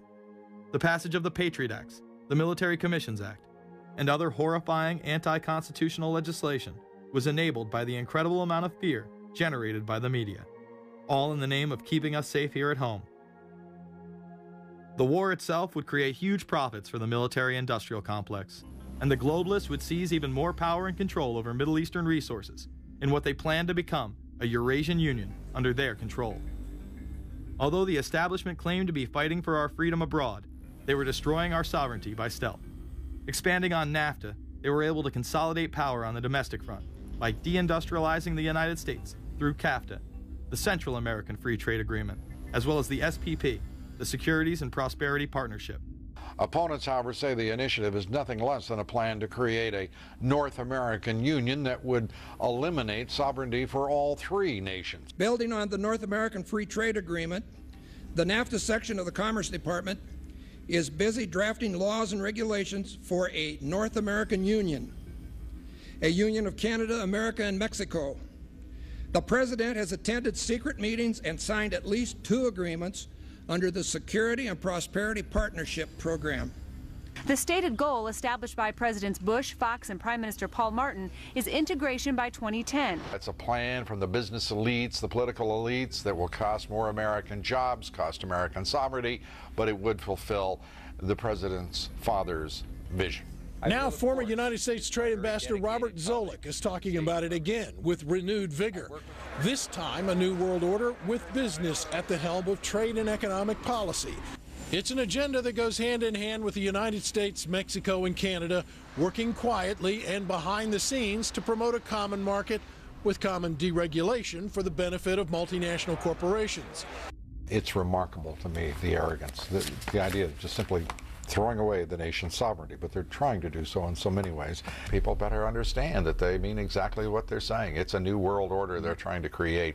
Dobbs, the only mainstream anchor to expose the New World Order, resigned shortly after bullets were fired into his home. The elite do not plan on waiting around for these unions to be formed before implementing the next step in global government. Through the vast global economic crisis of the last few years, they have been able to devalue the dollar and undermine it as the world's reserve currency. They have allowed the Federal Reserve and IMF to consolidate power by taking control of the Securities and Exchange Commission, as well as issuing a global currency instead of the dollar, disguised as a special drawing rights unit. This aspect of the New World Order was announced at the G20 in April of 2009. There is a big thing that's going to happen in London at this G20, and then they're hiding it, they're camouflaging it, they're not talking about it. Coordination of international regulation. What they are going to do is to put our Fed and our SEC under the control, in effect, of the IMF. New World Order, that's what they're planning in there, is to undermine the U.S. currency, and it's just really sad. What it really is putting the American economy under international regulation. Yeah. And those people who have been yelling, oh, the UN's going to take over global conspiracy government. Theorists. They've been crazy, but now they're right. There's 20 or whatever people in the G20, say there's 20 ministers, thousands of us, and we can't get our voices heard. When Geithner said he would be open to the idea of a global currency last week, yeah. Those conspiracy people had said and suggested that for years. Right. You're not wrong. Cash is becoming weeded out. Cash will most likely be eliminated or extremely difficult to use in many situations, so that you'll have to use the global currency or the electronic currency. Even though a physical global currency is yet to exist, groups such as BRIC are openly promoting a new reserve currency, which is a conglomerate of Brazil, Russia, Indonesia, and China. Get everyone in the whole world using one currency, which some people think that's a good idea. Russian President Dmitry Medvedev recently showed off a sample coin of the new world currency at the G8 in July of 2009. We have also agreed today additional resources of $1 trillion that are available to the world economy through the International Monetary Fund and other institutions. This includes 250 billion from special drawing rights, the reserve currency of the IMF, drawing rights that will be issued to countries who are part of the International Monetary Fund. I think a new world order is emerging, and with it the foundations of a new and progressive era of international cooperation. The head of the European Union is also calling for global government. 2009 is also the first year of global governance, with the establishment of the G20 in the middle of the financial crisis. Gordon Brown has called for a world constitution. We now need nothing short of a world constitution for the global financial system. Both Gordon Brown and Barack Obama had been groomed to be the next Anglo-American spokesman for this new world order after Bush and Blair stepped down. Here is Gordon Brown in front of the CBI prior to him being chosen to become Prime Minister. And it's only now that we can begin to understand that the world order that globalization brings and what it's going to look like. But what does the new world order mean for countries like ours who are looking to succeed? And the question for us is how we meet and master all these challenges to ensure that Britain enhances its competitiveness in the process and realizes what I believe is our destiny of success in this new world order. A new world is emerging. It is a new world order with significantly different and radically new challenges for the future. President Barack Obama has also espoused similar views on globalism. Here he is in Berlin, Germany, in July of 2008, in what media have dubbed his New World Order speech. Well, there have been extraordinary scenes in Berlin tonight as thousands of people gathered to hear Barack Obama deliver key foreign policy speech on his current European tour. The Democratic presidential hopeful laid out his vision for America's place in a new world order. In this new world, such dangerous currents have swept along faster than our efforts to contain them. And that is why we cannot afford to be divided. No one nation, no matter how large or powerful, can defeat such challenges alone. But the burdens of global citizenship continue to bind us together. In this new century, Americans and Europeans alike will be required to do more, not less. Partnership and cooperation among nations is not a choice.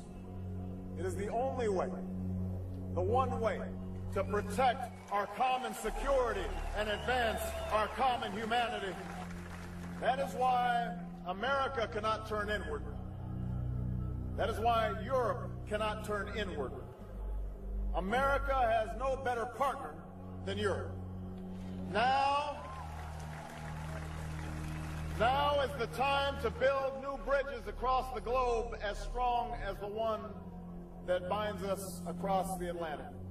Now is the time to join together through constant cooperation and strong institutions and shared sacrifice and a global commitment to progress to meet the challenges of the 21st century.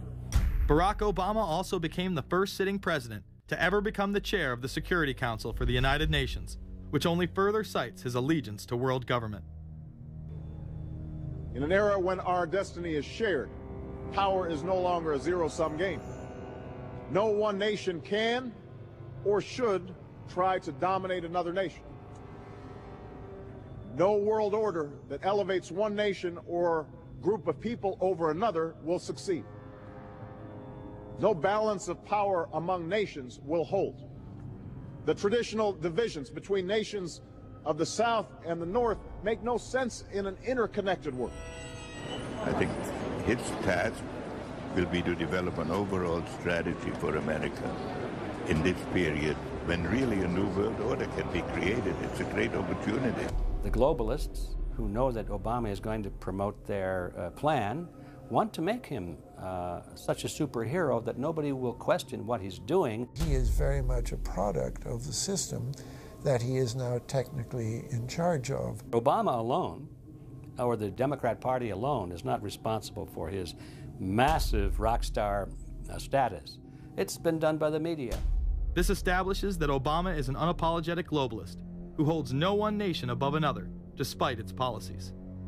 Perhaps we should move towards a society more like China if that's the case. After all, on the 60th anniversary of the communist Mao regime takeover, the Empire State Building, once a proud symbol of the United States, was lit in the colors of the Communist Party halfway across the world. In fact, following the United Nations Copenhagen Conference in December of 2009, the Washington Post ran the headline, "Copenhagen Climate Deal Shows New World Order May Be Led by US, China." The Copenhagen Conference was disguised as a summit that would save the planet from man-made global warming by cutting carbon emissions. When taking a look at the almost 200-page document that was being proposed, it becomes evident that this was yet another attempt to establish global government and set up a global tax. In Section 38, it states, "The scheme for the new institutional arrangement under the Convention will be based on 3 basic pillars: government, facilitative mechanism, and financial mechanism." In Section 47, subsection F, it discusses cap-and-trade schemes and carbon taxes and the use of new and existing flexible carbon market mechanisms. These cap-and-trade schemes were just that, a scheme to further transfer the wealth from the poor to the ultra-rich.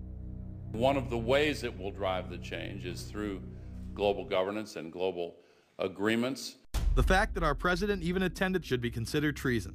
Just weeks before the conference, ClimateGate hit the media. Secret emails confirm that many of the United Nations lead scientists had engaged in fraud in order to promote the idea that man-made global warming was occurring and that carbon dioxide was a toxic gas.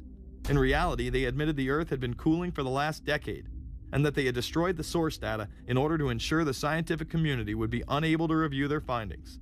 Bill Jones was forced to resign from his position at East Anglia University, and Penn State has launched an investigation into Michael Mann. Because of the scandal, many countries refused to sign the agreement, and instead only 25 heads of state, including rock star president and savior Barack Obama, signed a much shorter and broader accord. The document states that a high-level panel will be created, and that parties will be subject to domestic auditing, supervision, and assessment. The climate conference in Copenhagen is another step towards the global management of our planet. The idea that carbon dioxide, the life force for plants here on Earth, is a toxic gas and should be taxed is laughable. There have been numerous periods of time in which the Earth has had vastly more carbon in the atmosphere than present day. In areas where there have been volcanic eruptions which emit large amounts of CO2, plants have benefited, and there is no negative impact on the surrounding environment, as well as indigenous people from the excess carbon dioxide. The globalists promote this theory to keep mankind in fear, not only for the establishment of a global government and a global carbon tax, but the literal control of the entire planet. An even darker side to the scam of man-made global warming exists. In reality, it's about population control.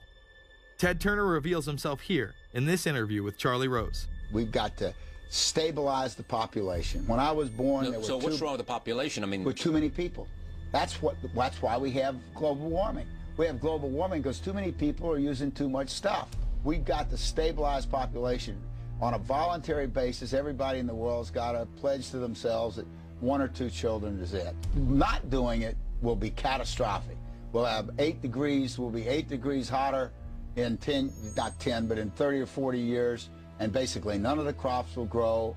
Most of the people will have died, and the rest of us will be cannibals. Civilization will have broken down. What the few people who are left will be living in a failed state like Somalia or Sudan, and living conditions will be intolerable. The droughts will be so bad there'll be no more corn growing. Not doing it is suicide. Unbelievably, when Turner met with other globalists, David Rockefeller, Warren Buffett, Bill Gates, Michael Bloomberg, and even Oprah Winfrey to discuss population control, they were portrayed as superheroes. Behind closed doors on this New York campus, a secret gathering of some of the world's most powerful people. Gates, Buffett, Bloomberg, Winfrey. It was like, well, it was like the Super Friends. In the great hall of the Justice League, there are assembled the world's 4 greatest heroes. Together with others at the meeting, including George Soros, Ted Turner, David Rockefeller, they're worth more than $125 billion. The new Superman and Wonder Woman, the super rich friends, not fighting bad guys, but fighting for good nonetheless. Would a superhero call for a one-child policy? Would a superhero call for population control? In a recent interview, he claims that 2 billion people would be ideal. That means 4 billion plus must die to accommodate a man who owns more acreage than anyone else on the planet. Let's not forget that Ted Turner is the president of the United Nations Foundation. There are countless examples of how we are being indoctrinated to accept these kind of conditions and believe that man and his activities are the problem.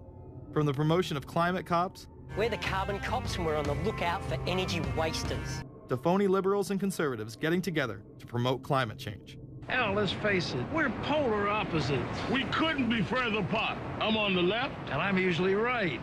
And we strongly disagree. Except on one issue. Tell them what it is, Reverend Pat. That would be our planet. Taking care of it is extremely important. We all need to work together, liberals and conservatives. So get involved. It's the right thing to do. Now there you go again. The New World Order will stop at nothing to achieve planetary dominance, whether it be assassination, wars based on lies, and even a phony environmental movement. So it should come as no surprise that they have been tracking, tracing, and databasing our lives for years. Many people are aware that the Bush administration engaged in warrantless wiretaps on American citizens.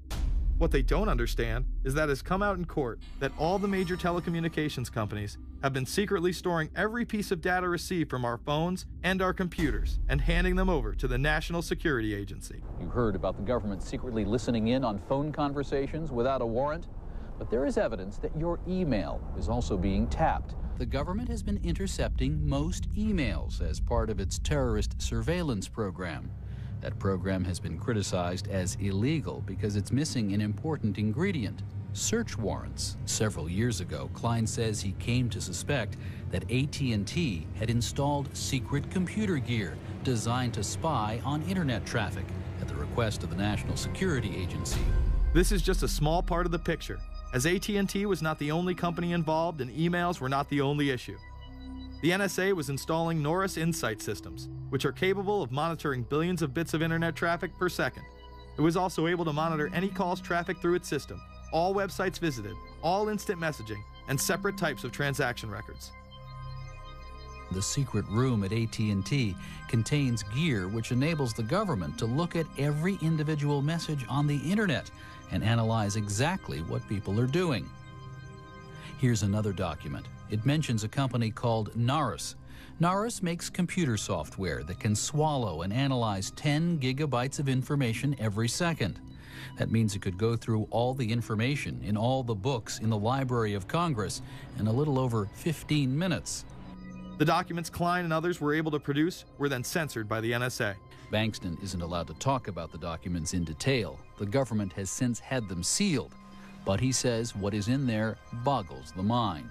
We are talking about a substantial portion of all the communications traffic in the United States. The policies have been shielded by the Obama administration and continue to this day. Attorney General Holder has publicly stated lawsuits be thrown out of court, and after several attempts, Klein and other cases were thrown out as well, once again citing the national security of what used to be a constitutional republic, not a massive corrupt slave state. Living in the New World Order, when it's close to completion, for the average citizen, for people like you and me, is going to be essentially slavery. We're never going to be able to get ahead. We're never going to be able to amass enough wealth, essentially to retire or to do what we want to do in life. We're going to constantly be working for the man. They're creating essentially a two-class system. So it's going to be an inner ruling elite and then everyone else. And I got news for you. You're everyone else. The New World Order that is currently being built revolves around creating a global technopoly ruled by the elite, in which they dominate and control a severely reduced populace, which they treat as their pets. In the New World Order, the people are the enemy. Internal documents released in March of 2009 reveal that the Department of Homeland Security is targeting citizens who discussed the New World Order, people with a Christian identity or sovereign citizens who argue that the government has gotten away from the intent of the Constitution and are strong states' rights advocates. People who are anti-immigration, stating, extremists will argue that immigrants are taking the jobs of U.S. citizens during times of high unemployment and without paying taxes. People who oppose the Federal Reserve banking system. People who display constitutional party or libertarian material. People who support Ron Paul. And those who have bumper stickers containing anti-government rhetoric. This document is one of literally thousands that make everyone a possible terrorist. This establishes a pattern of demonizing ordinary citizens while giving draconian powers to the state. You are considered guilty until proven innocent. As technology is developed, separate parts of their command and control system are beta tested around the world. Here at home, Boy Scouts are being trained to take on returning veterans and disarm domestic extremists, while national programs such as City Year are training young people to serve the government. I am change. I am fierce. In the United Kingdom, it has been established there are over 4 million CCTV cameras. That is around 1 camera for every 14 citizens. Their purpose is not to solve crime, as it takes 1,000 CCTV cameras to solve just one crime. It is to create a tattletale society in which everyone is under constant surveillance by the state and those around them. The company Internet Eyes is now paying people to log on to the internet and watch CCTV cameras in real time as they turn in criminals for cash. Families deemed by the state to be unfit in England have now been put under 24-hour CCTV supervision in their homes. This program has plans for 20,000 families in England, which is to double in the next 2 years. Your every move in both your home and the outside world is under constant surveillance by a criminal elite who operate above the law. As we are constantly under the microscope, their activities remain in the shadows. Obama extended diplomatic immunity to Interpol with Executive Order 12,425, further empowering criminal behavior within our own government. In the Middle East, endless wars will continue. Under the Obama administration, we have sent tens of thousands of more troops into Afghanistan, all while the same network exposed in the Iran-Contra affair discussed earlier controls the opium trade. It was revealed in October of 2009 that the CIA had been funding puppet Afghani leader Hamid Karzai's warlord brother for the last 8 years. He is the lead opium dealer in the region. It seems the same cartel that was dealing drugs in the 80s and 90s never stopped. After all, how else could the government fund black operation programs across the board? The Karzai regime has whole sections of it which are drug supported, and we can't touch it. We turned Afghanistan into the major supplier of heroin for the world. It happened under CIA supervision. This continues while many of the Taliban are literally on U.S. payrolls. Is there a possibility that we have Taliban employees? The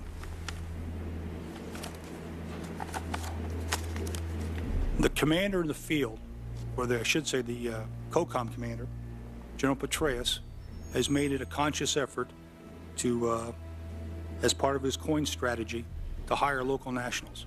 I can't talk in this forum, nor am I the qualified guy to talk about it, but there is no doubt in my mind, one day you're on one side of the ledger, the other day you may be on the other side of the ledger. Biometrics have been instituted in both Afghanistan and Iraq, where individuals are subject to fingerprint devices, iris scanners, and electronic databases to screen local residents as well as DNA tests. This includes anyone within the populace of a combat zone. Someone has to go out there with the biometric registration equipment, take your iris scans, take your scans and get you registered in the system like that. As scary and tyrannical as these systems seem to be, none may be as dangerous as the implantable RFID microchip. Through various pretenses, including terror, security, and entertainment, the chip has been promoted and integrated into society. In 2001, following the 9/11 terrorist attacks, the Jacobs family became the first family to be injected with microchips in front of a live television audience.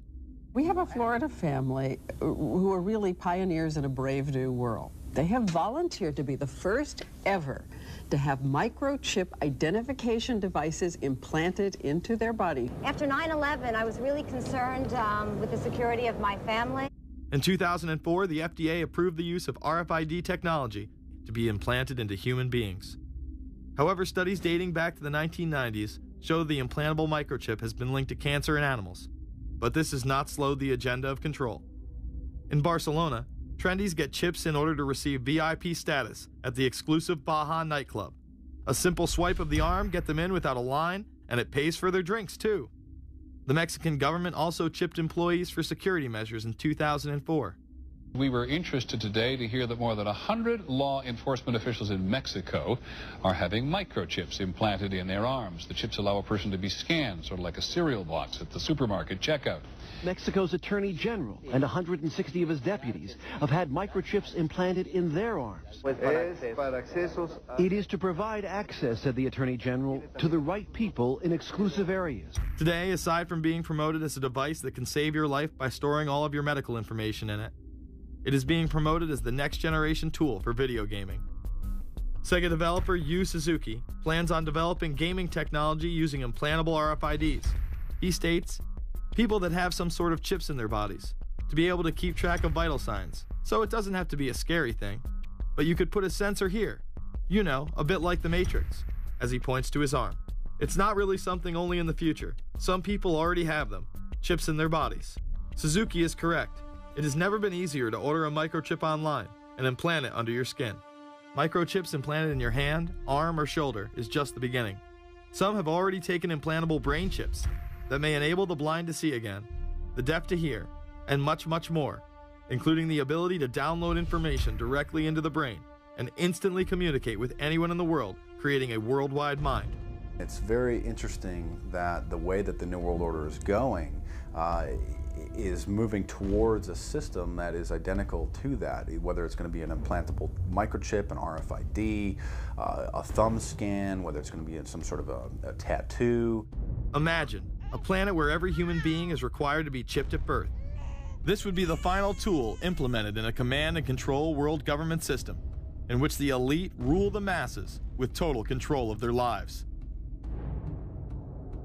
This is, of course, a terrible predicament for those of us who are convinced that this system is slowly but surely destroying this country and has to be changed.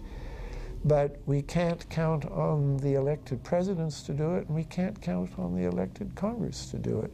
We somehow have to mobilize the technological resources of the internet to create some kind of new political force in this country. So is there anything else about the ruling class we should know? Politicians, business leaders, and media figures are often portrayed as pillars of morality while they describe themselves as Christian conservatives. Nothing could be further from the truth. In reality, many of the elite are groomed at a young age to take part in occult rituals. Those who attend Yale are indoctrinated into the Order of Skull and Bones, an elite secret society cloaked as a fraternal order. Yale University is 300 years old this year, and were you to visit its campus, you would see that it still has exotic clubhouses, which look like tombs where Yale's legendary secret societies meet. Their prestige and importance have largely evaporated, but the rituals are still a secret. And so when we heard that some enterprising characters had managed to spy on the famous Skull and Bones Society, we couldn't resist. Skull and Bones, people say it's a fraternity at Yale University, but it's really a postgraduate organization. So it was founded in 1832. And it's not like a normal fraternity. People don't pledge. These people choose who they want to come. So they do the recruiting. They recruit 15 people every year, people who they see are going to be powerful people in the future. So they're recruited when they're a junior in college. A lot of these people come from really wealthy and influential families because they know that this person has the resources to then elevate them to a position of power that can benefit the club. The video shows the neophytes, or initiates, kissing a skull, then performing a mock human sacrifice. Horrific screams caught on tape include chants of, "The devil equals death, death equals the devil." True. Famous alums include Senators John Kerry and John Chafee, to name two, cabinet secretaries such as Averell Harriman, and 3 presidents, William Taft, George Bush, and George W. Bush, who's been reluctant to talk about Skull and Bones. Does it still exist? The thing is so secret that I'm not even sure it still exists. Former Skull and Bones members and current members have been presidents, heads of the CIA, senators, heads of business. I mean, huge, huge corporations. These people have the network that brings them to such a position of power that most people could only dream of. Bush would run against his fellow Bonesman and distant cousin John Kerry in 2004. You both were members of Skull and Bones, a secret society at Yale. What does that tell us? Not much, because it's a secret. Is there a secret handshake? Is there a secret code? I wish there were something secret I could manifest. 322, a secret number? There are all kinds of secrets, Tim. You were both in Skull and Bones, the secret society. It's so secret we can't talk about it. What does that mean for America? The conspiracy theorists are going to go wild. I'm sure they are. I don't know. I haven't seen the web. Number 322? This is an elaborate, occult, ritualistic entry into this group that they are now a member of for life. This culture of death in the occult continues long after college. Later on in life, these pagan rituals carry on in the redwoods of Sonoma, California. And what is the Bohemian Grove? Well, it's a kind of summer camp for the powerful, an all-male gathering in great secrecy. This group was formed in the late 1800s by artists, industrialists, and politicians. Bohemian attendees worship the owl as their deity. The Aztecs, Mayans, and other natives of Mesoamerica consider the owl a symbol of destruction and death. This is why the opening ritual for the club is the cremation of care. During the ritual, the effigy of a baby is rowed across the water by the Grim Reaper and given to a high priest, who then tosses it on a fiery sacrificial altar of a 40-foot owl god. It is an earth-based ritual in which care is burned away. The conscience is symbolically cast aside so that they may ignore the pain they have inflicted on others for the advancement of their own agendas. With this ceremony called the cremation of care, that begins the 2-week encampment where the body of dull care, symbolizing woes and concerns, is burned on an altar in front of a big owl statue. When that ceremony ends, they all start to cheer and yell. You have to ask yourself why it is that somebody would want to do that, let alone these elite people. And if you look at the elite throughout history, many of the people that achieve pinnacles of power are into the occult. They seek a supernatural way to gain power. Why are Christian conservatives such as the Bushes and Newt Gingrich attending the Grove? And I recognize I'm not going to be invited to Renaissance Weekend or that Bohemian deal where Newt, Rush, and Dick all sit in a teepee naked beating on tom-toms. Why does the media barely mention the Grove? Because many of them are in attendance. Late political cartoonist Phil Frank of the San Francisco Chronicle draws a reporter thinking about his loyalties to Bohemian Grove as he takes notes for a story. Stories about what happens in these redwoods are hard to come by. A campground statue reminds Bohemians to keep their mouths shut about the Grove. Many world events have been shaped at the Grove, including the creation of the atomic bomb. Discussions at the Grove in the 1930s helped lead to the development of nuclear power and the atomic bomb. Every Republican president since Calvin Coolidge has been a member, as well as many Democrats, including Jimmy Carter. If you look at the membership lists of the Bohemian Grove and the Council on Foreign Relations, the Bilderberg Group, a lot of the key level people are overlapping and are involved in numerous groups.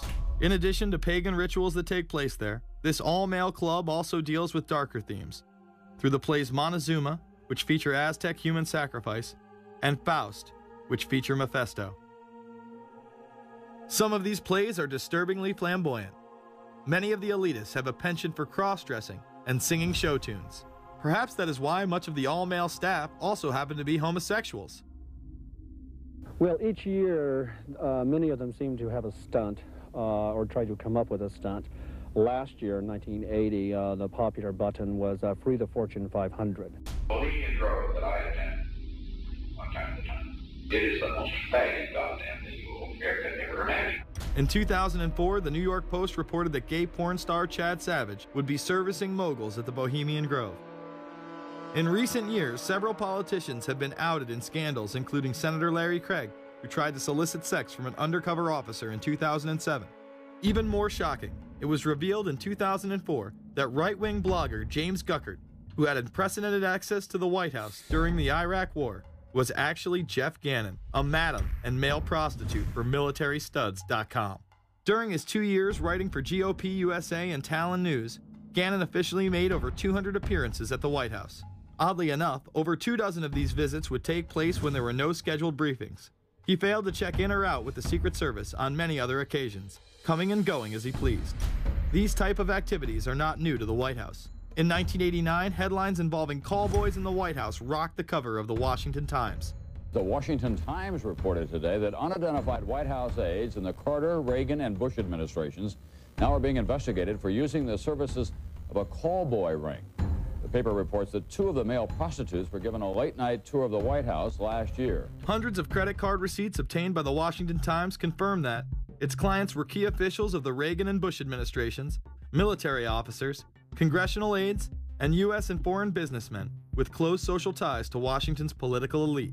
This ring extended beyond the White House and into Congressman Barney Frank's bedroom. Barney Frank, one of 2 openly homosexual members of Congress, acknowledged having used a male prostitute, whom he then hired as a personal employee. The man had keys to Frank's basement apartment on Capitol Hill. Frank paid him approximately $20,000 out of his own pocket to be his housekeeper and driver. But as first reported in today's Washington Times, the man was on probation for sex crimes and a drug conviction, and he ran a prostitution business out of Frank's home. Although Frank tried to claim ignorance, Stephen Goby, the prostitute in question, claimed that Frank was completely aware of what was going on and was even receiving free and discounted sexual services. The fix seemed to be in. Frank was threatening members of Congress to remain silent prior to being exposed in this sex ring. Massachusetts Democrat Barney Frank, a homosexual, threatened to expose fellow congressmen he knew to be gay unless they stopped spreading rumors. Questions stopped and Frank walked away with a slap on the wrist. Some members of the Ethics Committee were disgusted. Do we tolerate, do we condone a member of this body who knowingly permits a house of prostitution to be operated out of his residence? You have just heard one of the most edited, selective garbage that has ever been put forth, in my opinion, in this House. Again, we see people of the highest levels of power involved in the most repulsive and decadent of crimes. They couldn't care less about the code of conduct that's taught in all major religions about treating others the way that you want to be treated. And then they masquerade, they put this false front on that they're like everybody else, because your average person wants to do right, believes in some sort of a karma, believes in some sort of a divine justice in the universe. And so these people need to put on this front that they're like the average Joe in middle America, that they go to church every once in a while, and that they believe in an afterlife and a divine justice. And so they have to put on this front that they're like everybody else in order to get elected and to be accepted and to not have people look at them suspiciously, because if somebody goes around and openly admits that they were an atheist or that they were of some obscure religion, people aren't going to throw their support behind them as much, and they're not going to trust them as easily. The reality of this behavior is never revealed to the public, as the media keeps any revelations quiet. Unfortunately, these type of activities continue to this day. Florida Congressman Mark Foley chaired the House caucus on missing and exploited children and went on television praising Chris Hansen's To Catch a Predator series. The Dateline piece has probably done more than any law we can create. Foley was later caught attempting to have sexual relations with numerous underage pages. Congressman Mark Foley, the man who championed the Child Protection Act of 2006, resigned after inappropriate emails and instant messages surfaced that he sent to former congressional pages. Once more, no charges were even filed. Foley himself has checked into rehab. No one has been charged with any crime. The predator class acts like Roman emperors, indulging in excess that includes sex with young boys while portraying themselves as men of the Lord. The insanity is that we have allowed an interwoven elite criminal class to rule over us while posing as the saviors of the planet. We have learned they will stop at nothing to achieve their goals and are not held accountable for their crimes. They prey on the system rather than protect it. This is not a new world order of peace and prosperity. It is not a world government to save the earth. During difficult times, we must remain ever vigilant against seemingly positive solutions imposed to suit their aims. Crises there will continue to be. In meeting them, whether foreign or domestic, great or small, there is a recurring temptation to feel that some spectacular and costly action could become the miraculous solution to all current difficulties. We are threatened by a superclass that control the flow of information and hide technology from the public. The prospect of domination of the nation's scholars by federal employment, project allocations, and the power of money is ever present and is gravely to be regarded. We must also be alert to the equal and opposite danger that public policy could itself become the captive of a scientific, technological elite. It is time to put down the remote control, to turn off your Xbox, and start paying attention. It is time to step away from everyday luxuries and pop culture and take action against a monolithic, concentrated evil in order to save what's left of humanity. We must now trade in our apathy for action in order to defeat this invisible empire.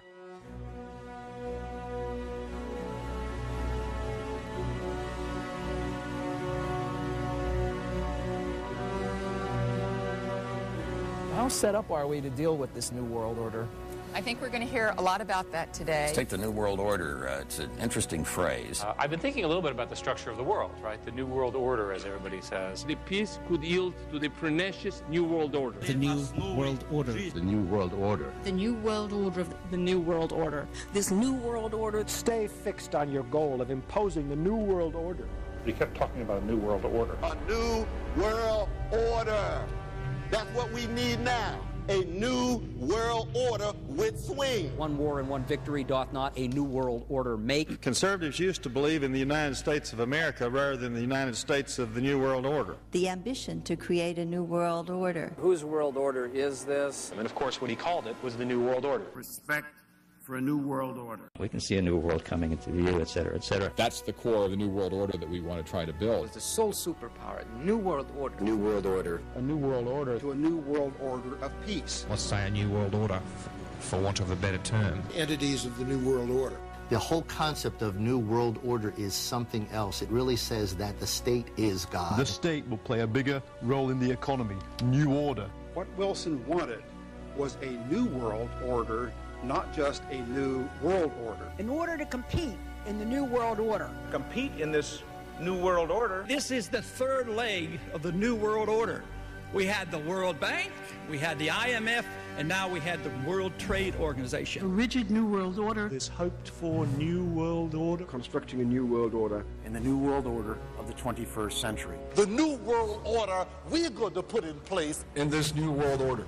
In this new world order. The patriots in this country are not going to see their rights diminished in order to create a new world order. That President Bush has described as a new world order, which we all share that same desire. A new world order is surely in the making here. Are we ready for the new world order?